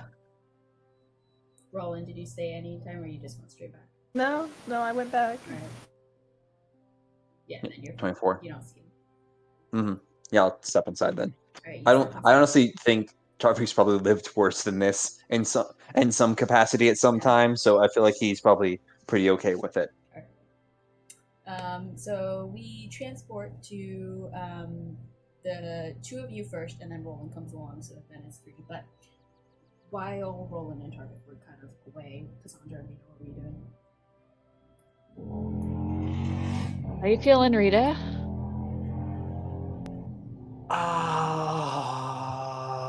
I feel like my head exploded last night and it got put back together by someone who didn't know how to put it back together. It's very descriptive. Let me talk to Arlok. Is Arlok at the bar? Arlok is. He says, "Aye, good morning to you." Hey, good morning. We are not used to your party life. Hey, we That was work hard great. and we party hard. Sure do. Rita's not feeling so good. Do you guys have anything to help with partying hard the next day? Aye, we're pretty good on our own, right, fellas? And you look over, and the people who are there are just kind of nodding their heads. They seem totally fine. And Arlok's just like, I guess you just don't have the stomach for it. Do you want some food, perhaps? Yeah, we'll try that. Just some like really bready food to soak Get up. some carbs in you. Yeah. Soak up and everything. He gets to working on some food for you guys. I'll let Rita know that that's coming. Yeah. Like, and you gotta hydrate. So I give her some water. The moment you say hydrate, there's a flask that gets put on the table. Maybe not this then. And you see, you see him get some water. It's gonna be okay, Rita. I like rub circles on her back. The food gets brought out to you guys. For food, it's. I think I said 6 copper. Yeah, 6 copper. Okay. Water's free. Cool. There is lots of carbs on Rita's plate. Good. A lot of starchy potato. You got some bread. And There you go, eggs. Rita. Yeah. And I got you a gift. And I'm gonna give her what is it called? The book I picked up dealing on monstrous races. So you finished your book. Here's a new one. That is so nice of you, Cassandra. Thank you. Yeah. I'll say at this point, Roland wanders in. That Cassandra, I didn't say it before, but that thing that you did last night, for Milo, that was really nice of you. I was happy to see you do that. Yeah, it's kind of nice being here. I feel like I missed out on a really nice life that I could have had here.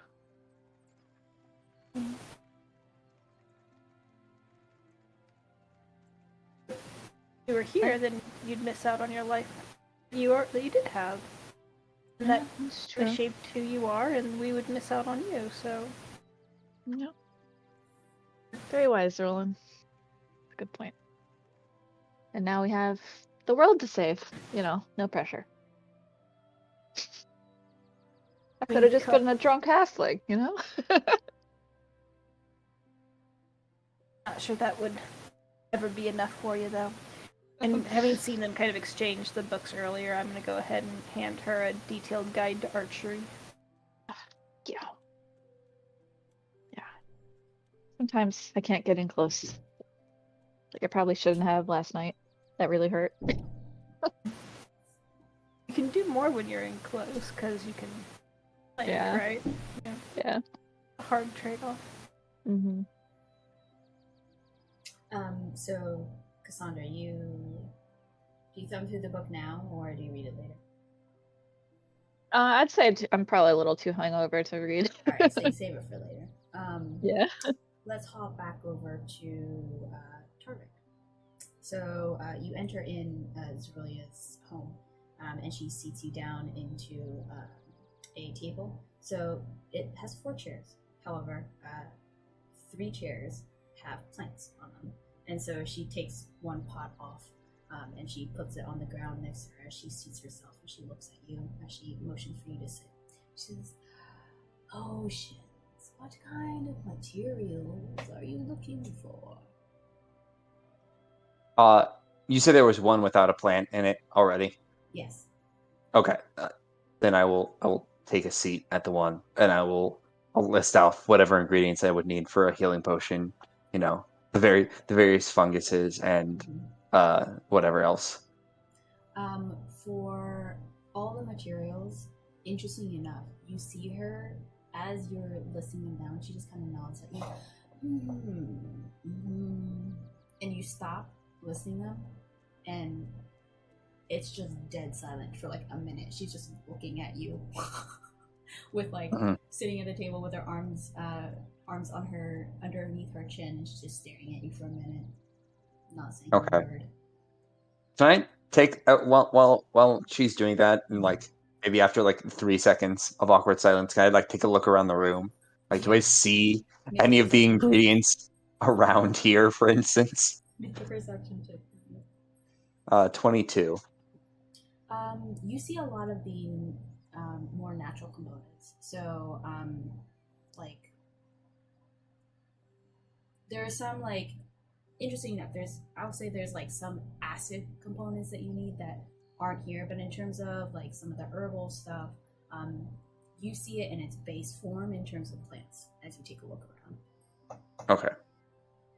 She just continues looking at you. Never breaking contact. I'll wait a moment or two, and then I'll be like, if you would like me to help, I can see the components there and there and there. I can start taking what I need. She just smiles and continues looking at you.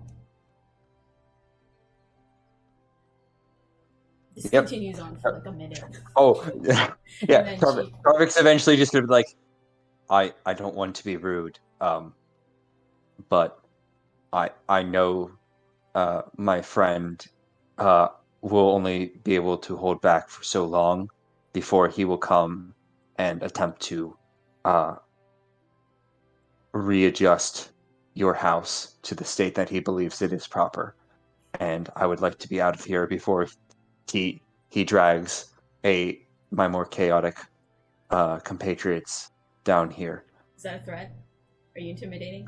No, not at all. Oh, okay. This is more of just fact stating, I guess, but not. Yeah, I'll say persuasion, but again, Tarvik. So, well, yeah, that 4 seems about right. She just continues smiling and looking at you. If you don't try anything else, she just she just keeps on looking at you for a minute and just smiles. Yeah, I'll just keep sitting in the chair. Okay. Eventually, she moves up without saying a word, and she just starts humming to herself.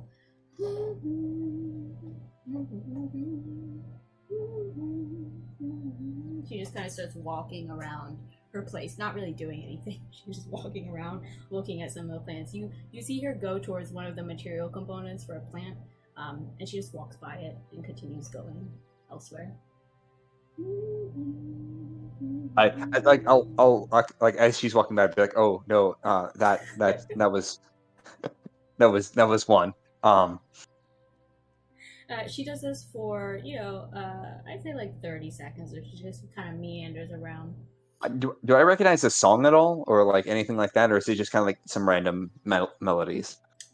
Make a history check to see if you kind of heard this before. Okay. 13.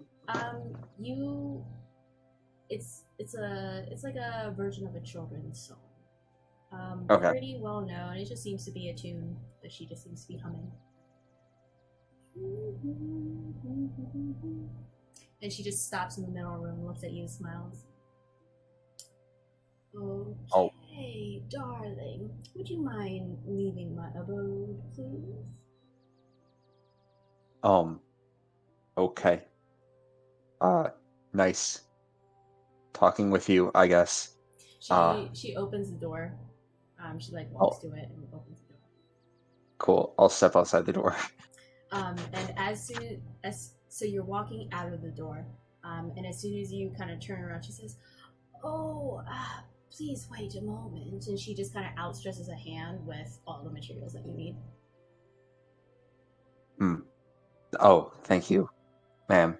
How much do I believe like the materials would have cost based on what she's giving me? She's giving you a bundle where I would say, like, what's the amount? I believe it's 25 gold worth of materials to make one regular potion of healing. Yeah, she gives you 50. 50? Yeah, it is tightly bundled and is like very neat and presented when she outstretches her hand towards you. It is extremely odd. She was right behind you, and then you just turn your back for a second, and she just outstretched her hands and gave this to you. Okay. Real quick. Oh, that isn't right. 50. Yeah, I do not have enough money to do 50 potions worth of material, so I will just look at her and be like, oh, I was looking at like... And she just closes the door. As she's humming, and you hear the humming just kind of get a little distant as she apparently makes her way further into the house. Oh, okay. I will... I think Tarvik will look around and look at the bundle and at least leave 50 gold by the door and then walk away, but very confused. Make an insight check. Yeah. 13. Okay. She is a strange duckling. She is not right at all, but it appears she's right enough that she knows exactly what she's doing. She's just so not a typical person. You're not quite sure why, but that is who she is. And it seems like she gave you what you needed. You have no idea how. That's what you get from searching. Okay. Right, so we jump back to the group before Tarvik gets there. So you guys continue. So Tarvik is talking to this very dirty woman. Do you want to go walk over and meet up with him? Yeah, I feel better after breakfast. How about you, Rieta? Okay. All right. So, lead the way, Roland. We'll start walking that way. All right. I would say then, Tarvik, you don't even make it there. You're just kind of like at the door as the three of you end up making your way. It was a fairly short encounter. So you guys kind of just like meet him there. He looks so confused. But I have like a ton of herbs. Oh, you found what you wanted. Yes. Yes. Are you? I think Are we you should okay? leave. You didn't steal them, Definitely. did you? No, definitely not. But I am. I maybe I'm just not very used to human interaction, but that was one of the odder ones I've had in a while. Interesting. How come? Like, what happened?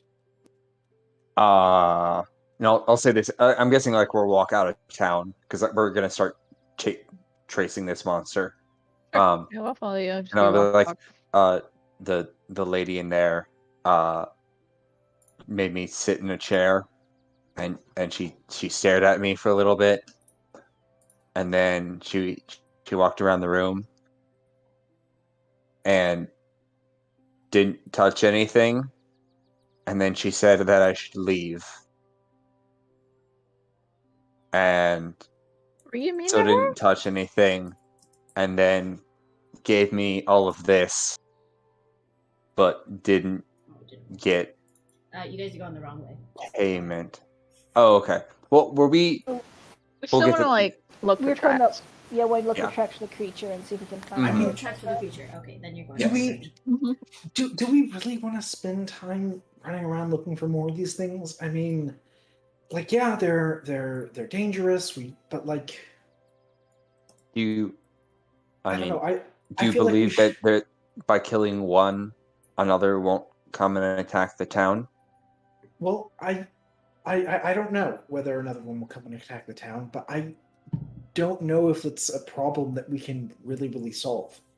You know, we're out here like these are big undead things. We're out here dealing with like the Whispered One and his cult, and we're hunting down this eye. I think we need to sort of keep our eye on the prize. I mean, we need to get to Duras. You don't want to follow the map that we found? Yeah, I mean, I think it's okay to like just go through which way, because I mean that's just something that we're doing on the way, and it seems maybe somewhat connected to the Raven Queen, right? So maybe that's a good lead. Okay, well- But I mean, we could just be wandering out here for who knows how long before we find another one of those things. And I mean, what if we run into like two at the same time? Like, what if we're getting in way over our heads right now? How about this for a compromise? Let's go kind of walk the way that it came from, because it came from the north, and we're going north, right? And let's just maybe head towards which way, but try to see if the creature also looked like it was coming from which way, just so we can maybe tell whether or not we're going to head into more of them as we continue our journey, or if that seems like a different direction. How do you feel about that? I don't know. I'll go with you guys. I mean, that sounds like a good plan to me. But if you guys want to chase this thing down, I won't stop you. I need to know more about where it came from. If it's too far out of the way, you let me know, and we'll give up. But let's just see if there might not even be any tracks. This thing is weird. Let's just look for me. I'll feel weird if we leave and don't even try. Is that okay? Yeah, that's fine. Thank you.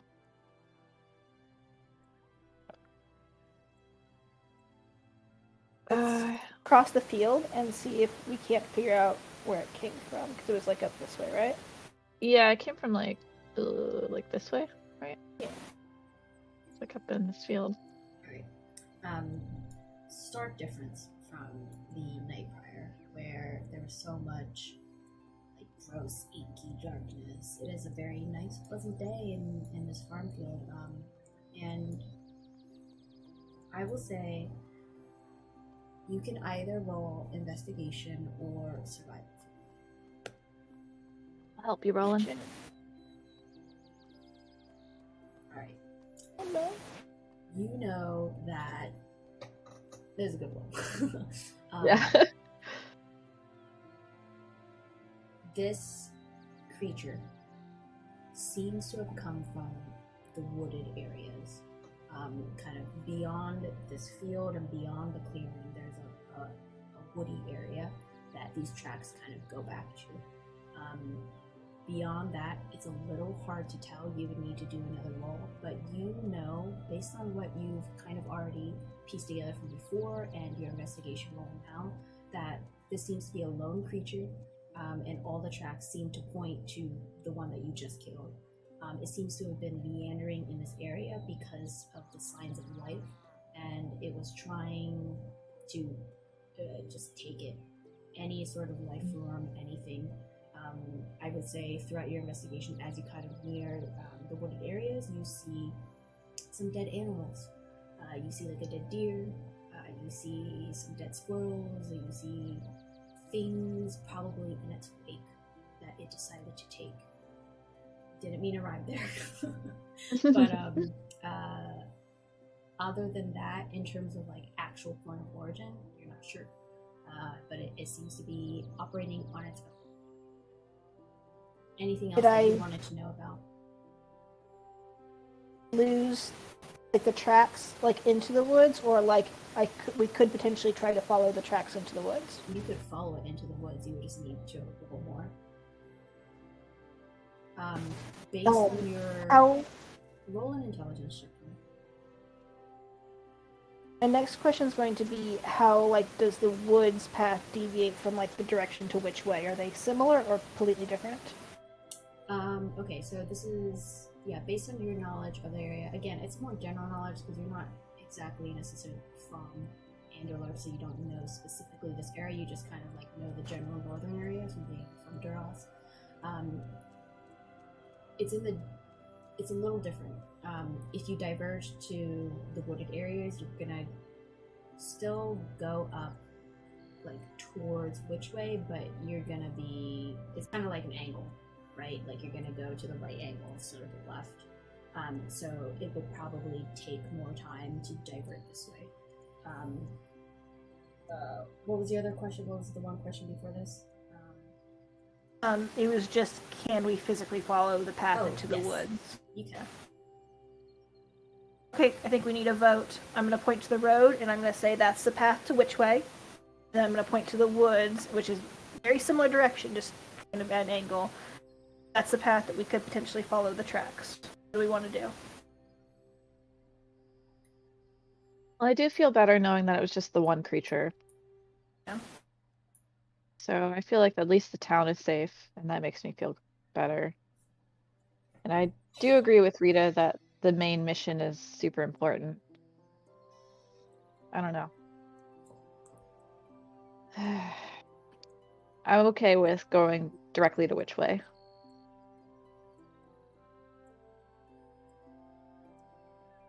I'm okay with that too. Anyone else? I feel like I made my point. I spoke my piece. If anyone has another perspective, I'm okay with that. Yeah.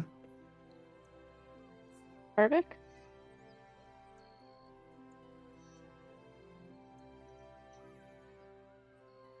Adam. Mute. You're muted, yeah. Dang it, I am on mute. I was just saying, I do believe that there is a chance that this is relating to something larger to that mission, but I have no way of knowing for sure. And if this thing was alone and seems to be wandering randomly for some time, there's no telling how far back its original source would be. So if everyone else agrees to go to which way, we will go that way for now.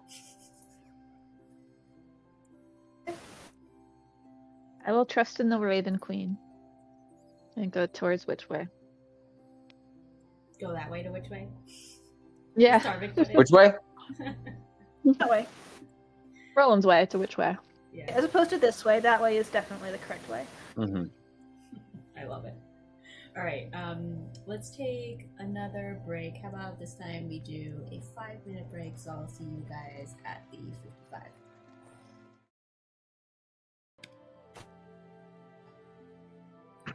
So you guys are traveling out of Andelirk. You are heading toward which way? We're gonna make some rolls here as you guys make your way.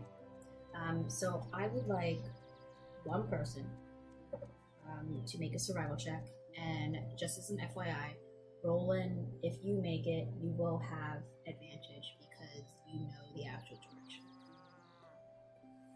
But you guys can decide amongst yourselves.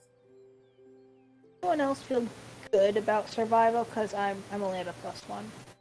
I'm at a +3, and I think we determined that was the highest in the party right now. Yeah. I think So rolling with advantage. advantage, yeah, that'd be better. Survival check then. Okay. You guys continue on your way. It takes you. You guys kind of putz around in the morning. I'll say that took like an hour. So you guys are kind of hungry as you start to approach which way. And Roland, you're familiar with which way because you've read up on some of the books of the area. You know that this place was a small hamlet, and so like even smaller than the town you were in previously, and it was raided by monsters, and so it just kind of disappeared eventually along with time as people. The hamlet was destroyed, people left, and the area has just kind of fallen into despair. So there's not much to the place, but you know the location is here. You are at Witchway because of the fact that you see like a small fence, like a broken fence area, where you see that, what would have been kind of like a fenced area for some sheep or some cattle, is where you kind of see this is the remains of what used to be a very small hamlet.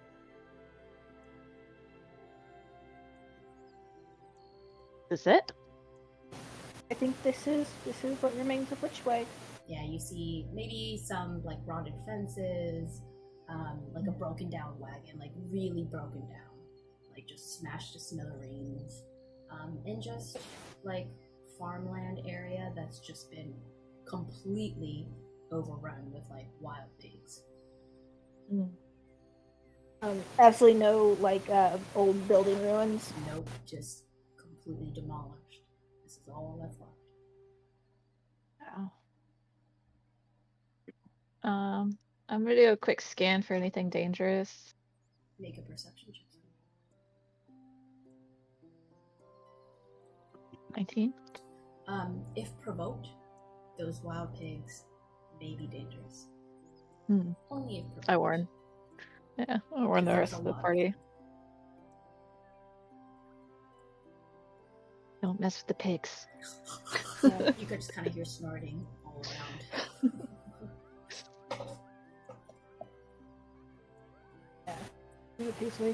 We need to find the trail to the Ham and Horn, though. And to the west, it looks like, right?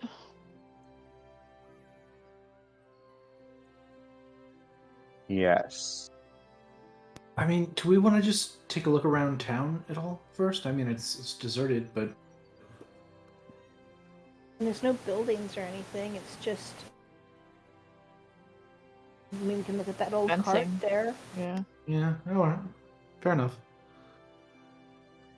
We can I'll say- maybe do an investigation. Yeah, I'll say you guys can make an investigation check if you like. I'm looking at it. Avoiding the pigs. Give the pigs wide berth. As you take a look around, you can see that this area hasn't seen life in a long time. At least not human life, other than the wild pigs. From what you read that there were monster attacks, and you kind of, as you're taking a look at the area, you see how it happened. You're like piecing together just like the broken remains of the wagon, and you probably can gather that some type of bigger force crashed down and smashed this wagon, probably because someone was in it trying to flee. And so some type of bigger monster had attacked this place and had forced the residents to just completely abandon. And for some place to be completely abandoned, you know that it had to be a bigger force. It wasn't just like 1 or 2 goblins. It must have been a handful plus something bigger that came along. You see, like, just the time and weather has just really broken this place down, and no one has come through. It's been completely abandoned. That's about as much as you can gather from this. There's really not much here. It's really hard to miss if you don't know about it in the first place. Did I find the trail? The Hand and Horn? Did I find any kind of trail, or is it like no? Yeah, Is it more trail? you kind of see. It's less of a trail and more like ground that hasn't necessarily had grass popped up because it used to be a road of some sort. It's kind of splotchy, so you take a look around, and in some semblance, you can kind of try and follow it.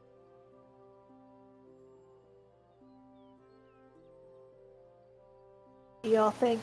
I think this is the way to the Hand and Horn. Do it! It's exciting. It's treasure ahead. The pigs look like Just- they're eating anything?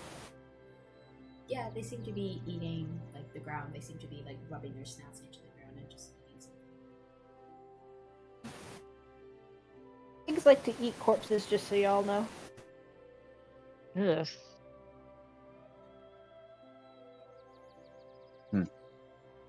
You know that, Roland, through your reading, you know that the monster attacks happened years ago.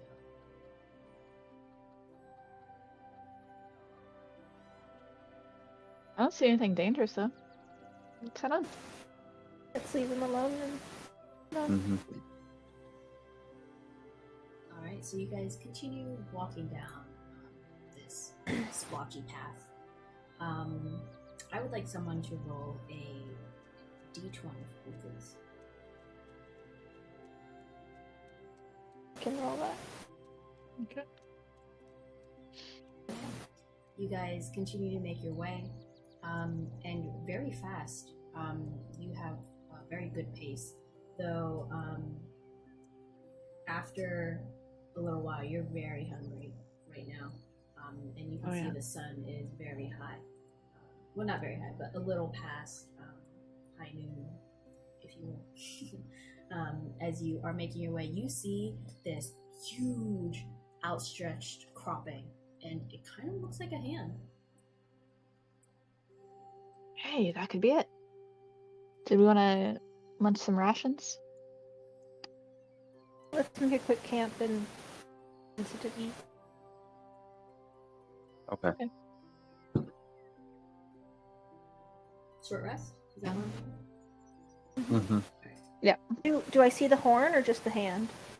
Yes, you see the hand and the horn.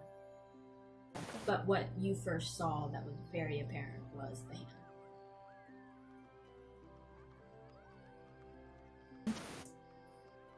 What do you know about that? Is it like a giant that fell? And make a history check. Absolutely. No, I think it's just a hand. Like someone looked at it and was like, "Hey, that looks like a hand," and that one there looks like a horn, and it was tall enough to be seen from a distance, so they called it the Hand and Horn. Mm. Mm. Very Yeah, that makes interesting. sense. It's a waypoint. Mhm. No significant at all, other than just a waypoint. Mm.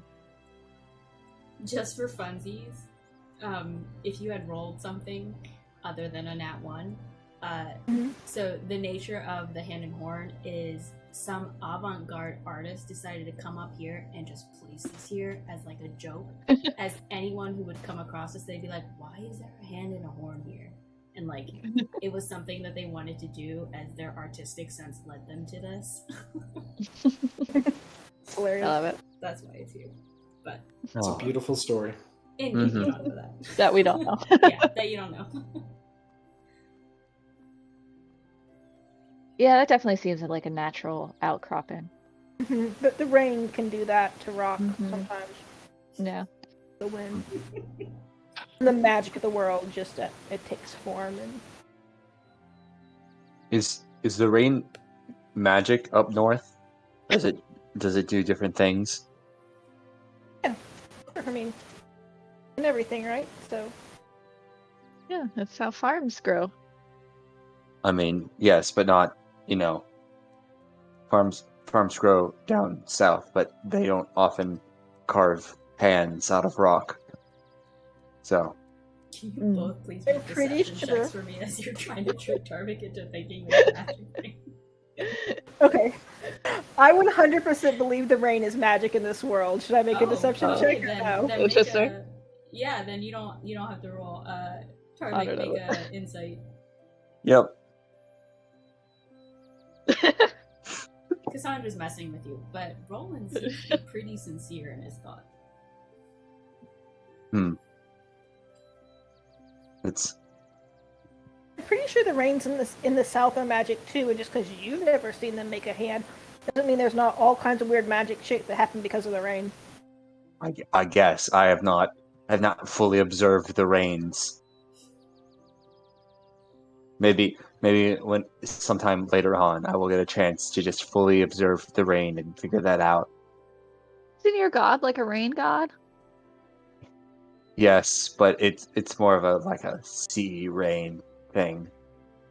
So the sea rain is magic. No. Wait, so you have to see the rain for it to be magic? I believe this is much like Which Way in that we could make jokes about it for several hours, but we probably should get moving again. Yeah, I marked off a ration. Nom nom nom. Mhm. Those are day rations, by the way. So like one pouch of that can carry you through the day as you're like eating throughout them. I'm assuming that number should be a lot lower than it is, but I've not been tracking it very well, so. I don't think we use a lot because we keep eating in like the inns and stuff. But yeah. Fair. Where are you guys trying to go to next? Through the forest. We should turn and look for Three Tree Hill and head that way. Alright. So you guys make a turn as you trust in this map. Someone go ahead and roll another d20. Yes. Someone else. I'll roll. Okay. You guys continue to make your way. You go through some very like dense wooded area. And you continue to just kind of like trust in this map as you just continue straight through. It is very nice. It has gotten a little bit hot in the day, which is a little unusual for this time of year right now. You're kind of like in the fall season, encroaching probably a little bit towards like right before November probably. And so it's unusually hot. So this, thick of trees is a nice reprieve for you guys as you continue to make way. As soon as you break from the trees, immediately you see, now that the canopy isn't blocking, this huge rock outcropping with 3 trees standing amongst the top. And you're pretty sure that this is what it's talking about when it says 3 tree hill. Yeah, look, it's a hill. There's 3 trees on top. Is there a story there? Roll another check for me if you want. Sure. In this time. Yeah, so you've heard about this. You're not quite sure of its truth, but you've at least heard of a theory. So of this area, there is a competing artist, and knowing that artist beforehand created the hand and the horn, they were like, well, I gotta create something too.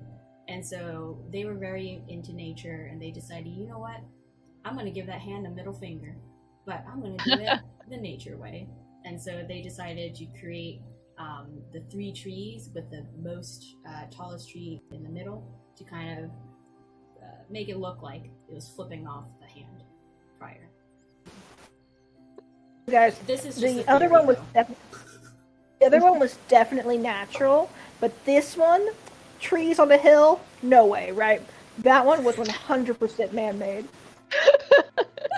Oh wow. Yeah, I mean that is a really skinny hill for those trees. Mm-hmm. Why'd they So, do like, it? Are you saying like it's an art piece? Oh yeah. I think there's like do you a guys, do you guys thing think about maybe we like, should try to like make an art piece out here? Like I don't like. Can we do that? I mean, we're getting to be pretty powerful. I bet we could. Okay. do something. What would you You're want to the make? creative mind, yeah. Tarvik takes a small, like with his hand, digs a small hole, and like puts a leaf inside of it. Says, "Done." What does it mean? People, Oh, does it have to have meaning? I was just gonna call it hole in the ground. What was the meaning of 3 trees? the meaning of the 3 trees. Remember my art history classes in college, you guys. I'm pretty sure anytime there's something tall, it represents a penis. Oh. Yeah, so like strong sexual energy. Mm-hmm. It's definitely someone Fertile who land. feels the need. I've got it. I've got it. We should just dig a really big hole. Can Roland roll a deception and or persuasion? Yeah. I just want to point out that in real life, that is a real thing a college No. history professor told me. Absolutely, I out of character, 100%. Tarvik is not buying that all art is just penises. I will roll persuasion Okay. with a 4. Yeah, Tarvik, you see through it. Apparently, we Well. both need to study much more of art. We need an easy art project, Rita. Something Well, quick. I mean, Tarvik if we're points to gonna his do hole. something as like grand as all this, we probably don't have time. We're gonna have to come back after Oh, all okay. this Yeah. business is Yeah. done with. It'll give us more time to plan it out too. Where you guys head next? I guess we look for the wooden bridge. Or if the river or Yeah, the river worm. Someone roll another d20 for me, please.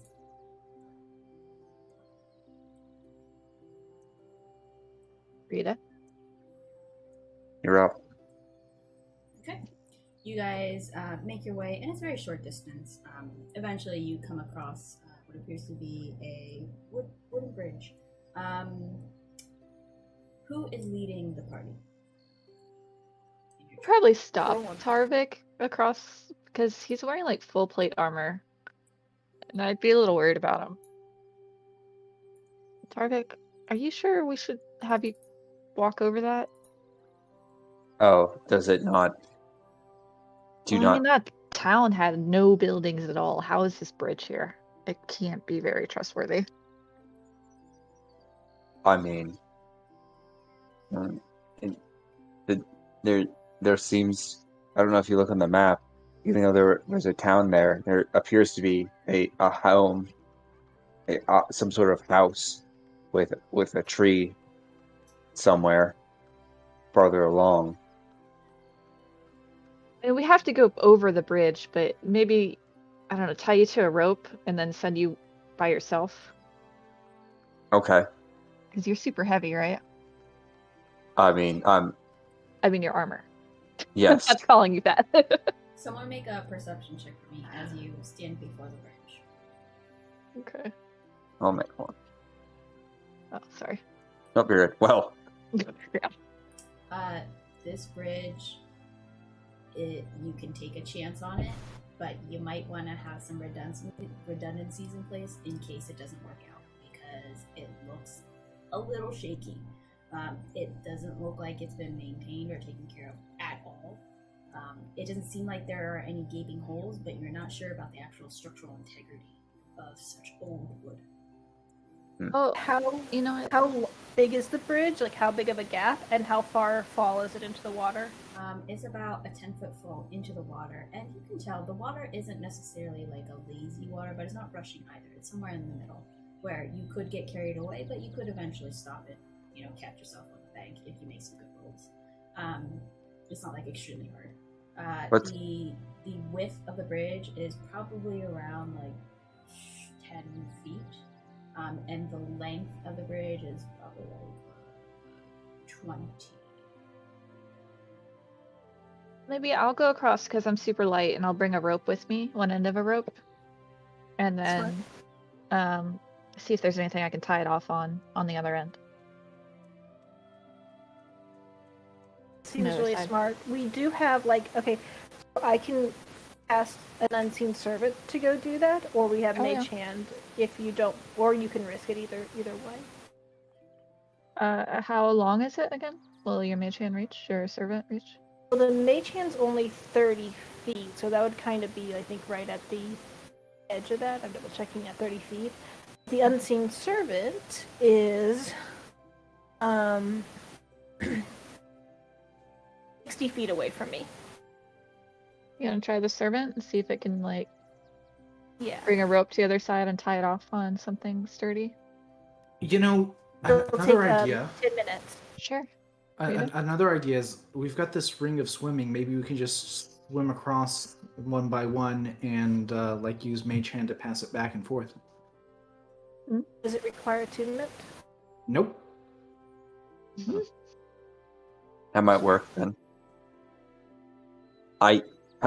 How far did you say the bridge was across? 20 feet. Okay. I will say, I believe that I can jump most of the way across the bridge if I get a good enough running start as well. That's insane. Yeah, I would not recommend that though, because the Maybe- impact would be real heavy. All right.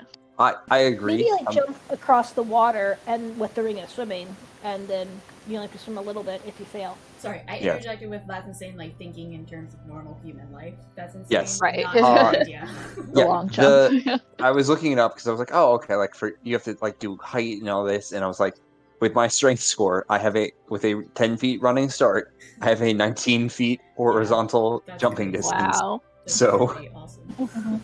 Yep. All right. All right. Let's swimming idea. All right. Let's just do the Maybe swimming.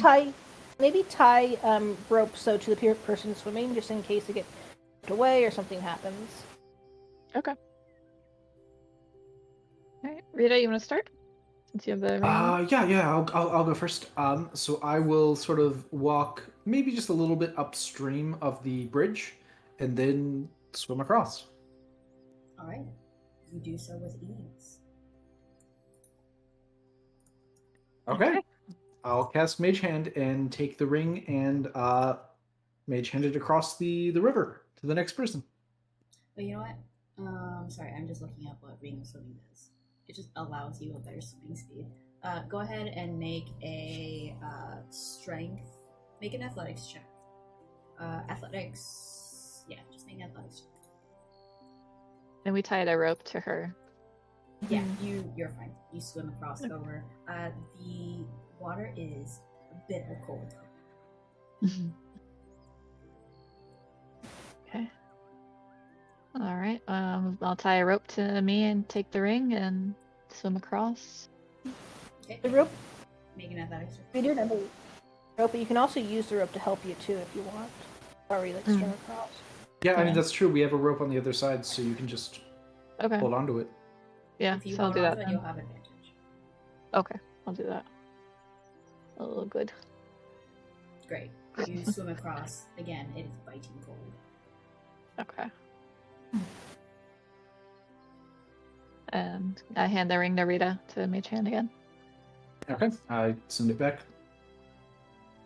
Who's next? Go next. With the next. Use the rope and Awesome. You have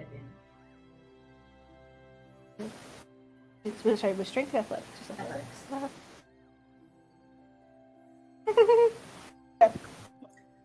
Roland. Very Despite holding your best onto the rope to try and navigate, the waters are carrying you and your very tiny wizard arm strength as you're trying to grasp and hold on. Go ahead and make a go ahead and make a strength saving throw for me, please. Awesome. You lose grasp of the rope, and you are kind of being swept away into the water. However, you swim as best you can. You are like slamming your arms into the water. You are kicking for your life as you swim over to the other side of the bank. Maybe like 10 feet or so away from the others, but you are safe on the bank. Quit showing off, Roland. Well, mage hand the ring over to Tarvik. Alright, Tarvik, go ahead. If you're using the rope, you can have it with advantage. I'm not even going to use the rope necessarily. I am just going to like get a 10-foot step back, jump the 19 feet, and when I'm 1 feet away from them, just kind of like reach out a hand to see if they can try to get me up on shore. Okay. So you do your running long jump, and you make it. Go ahead. Who's reaching out to help? To pull him up? Andra. I could try to. I'm a little ways away though. We can all try. Yeah. You all reach your hands out toward Tarvik as Tarvik tries to reach forward to you guys. I would like all of you, if you're reaching out, just go ahead and make another athletics roll for me as you reach out and try and pull him in.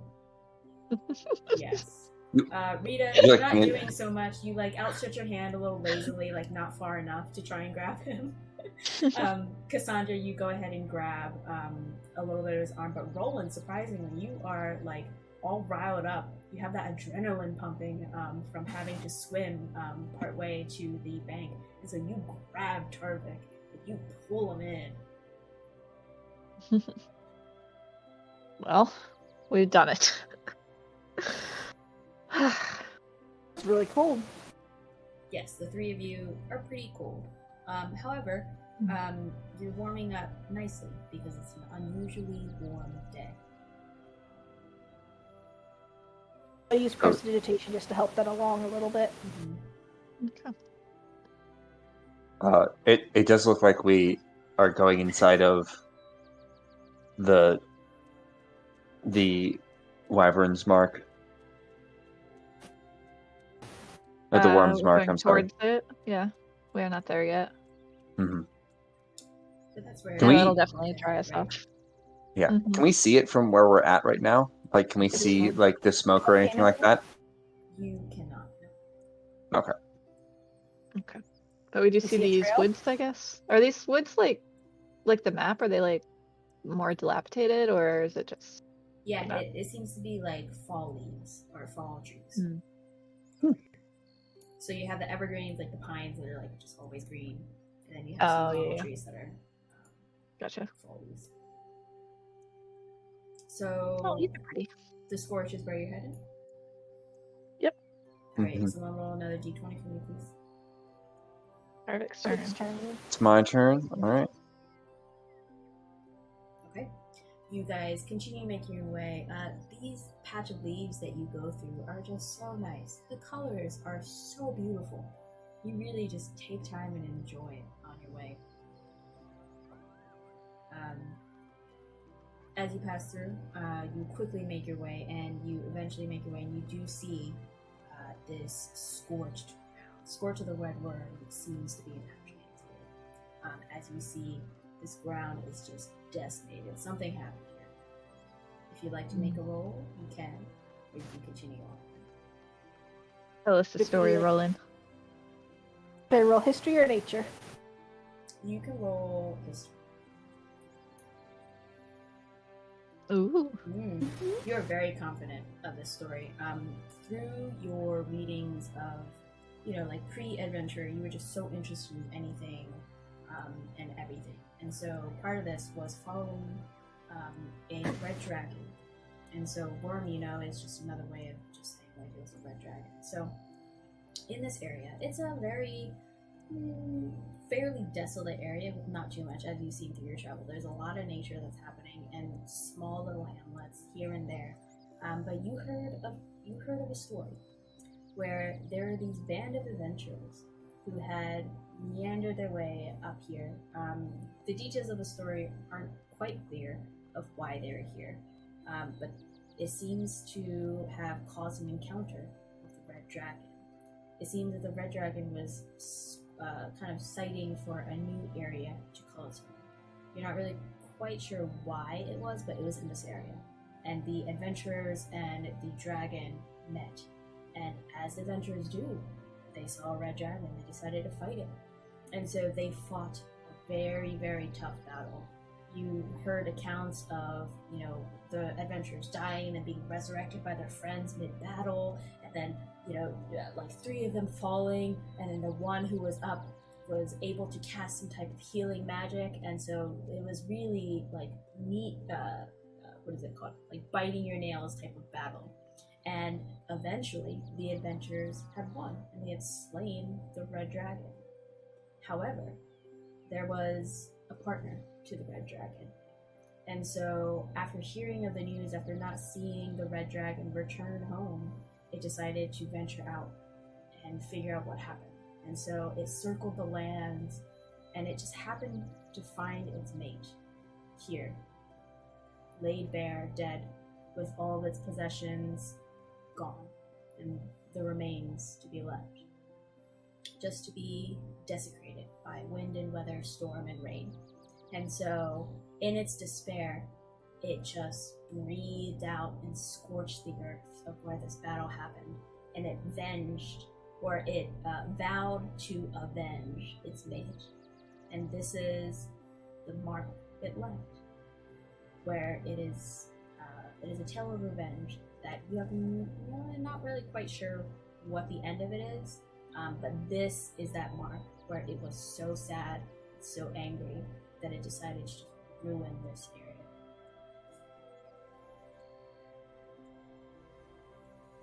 Wow. I look in the sky, do I see any dragons? Perception check. Nope, it seems 6. clear. Oh. That was a scary story, Roland.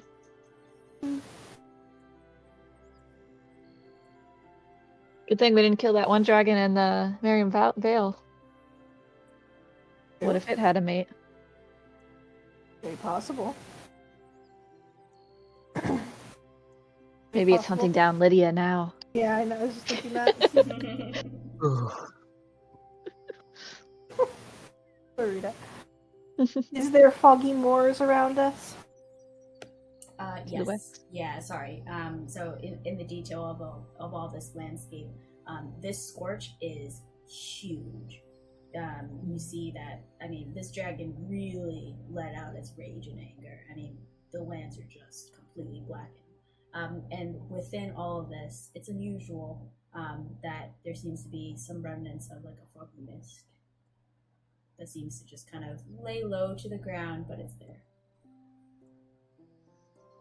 I'm gonna take some of like the black soil and like do those like football marks under my eyes, like the 2 eye marks under my eyes, game face. Yeah.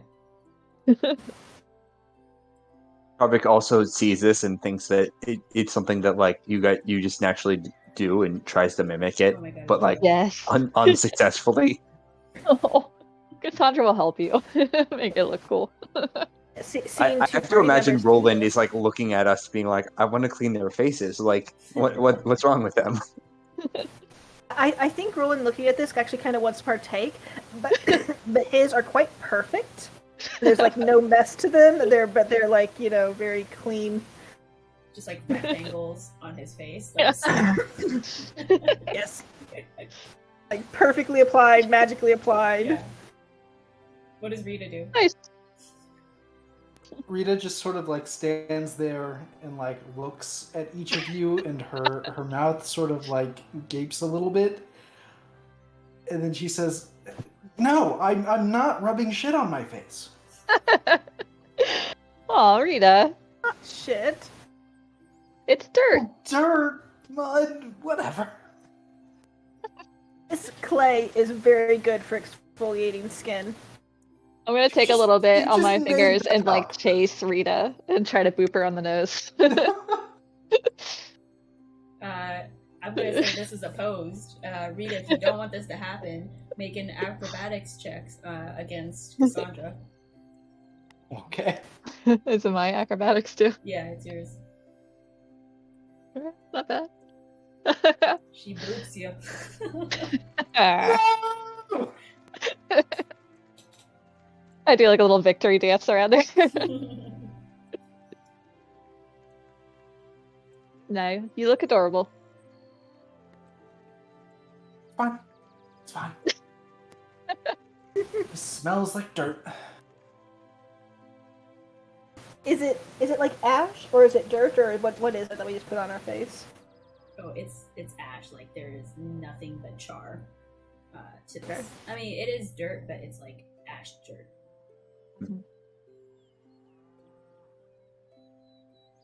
Now, whatever's awaiting us at the treasure is going to be scared.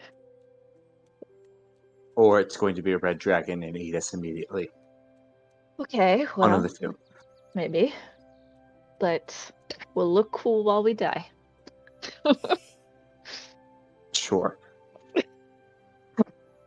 I guess, and we'll start walking into the fog. All right, so you guys walk through the fog, making your way.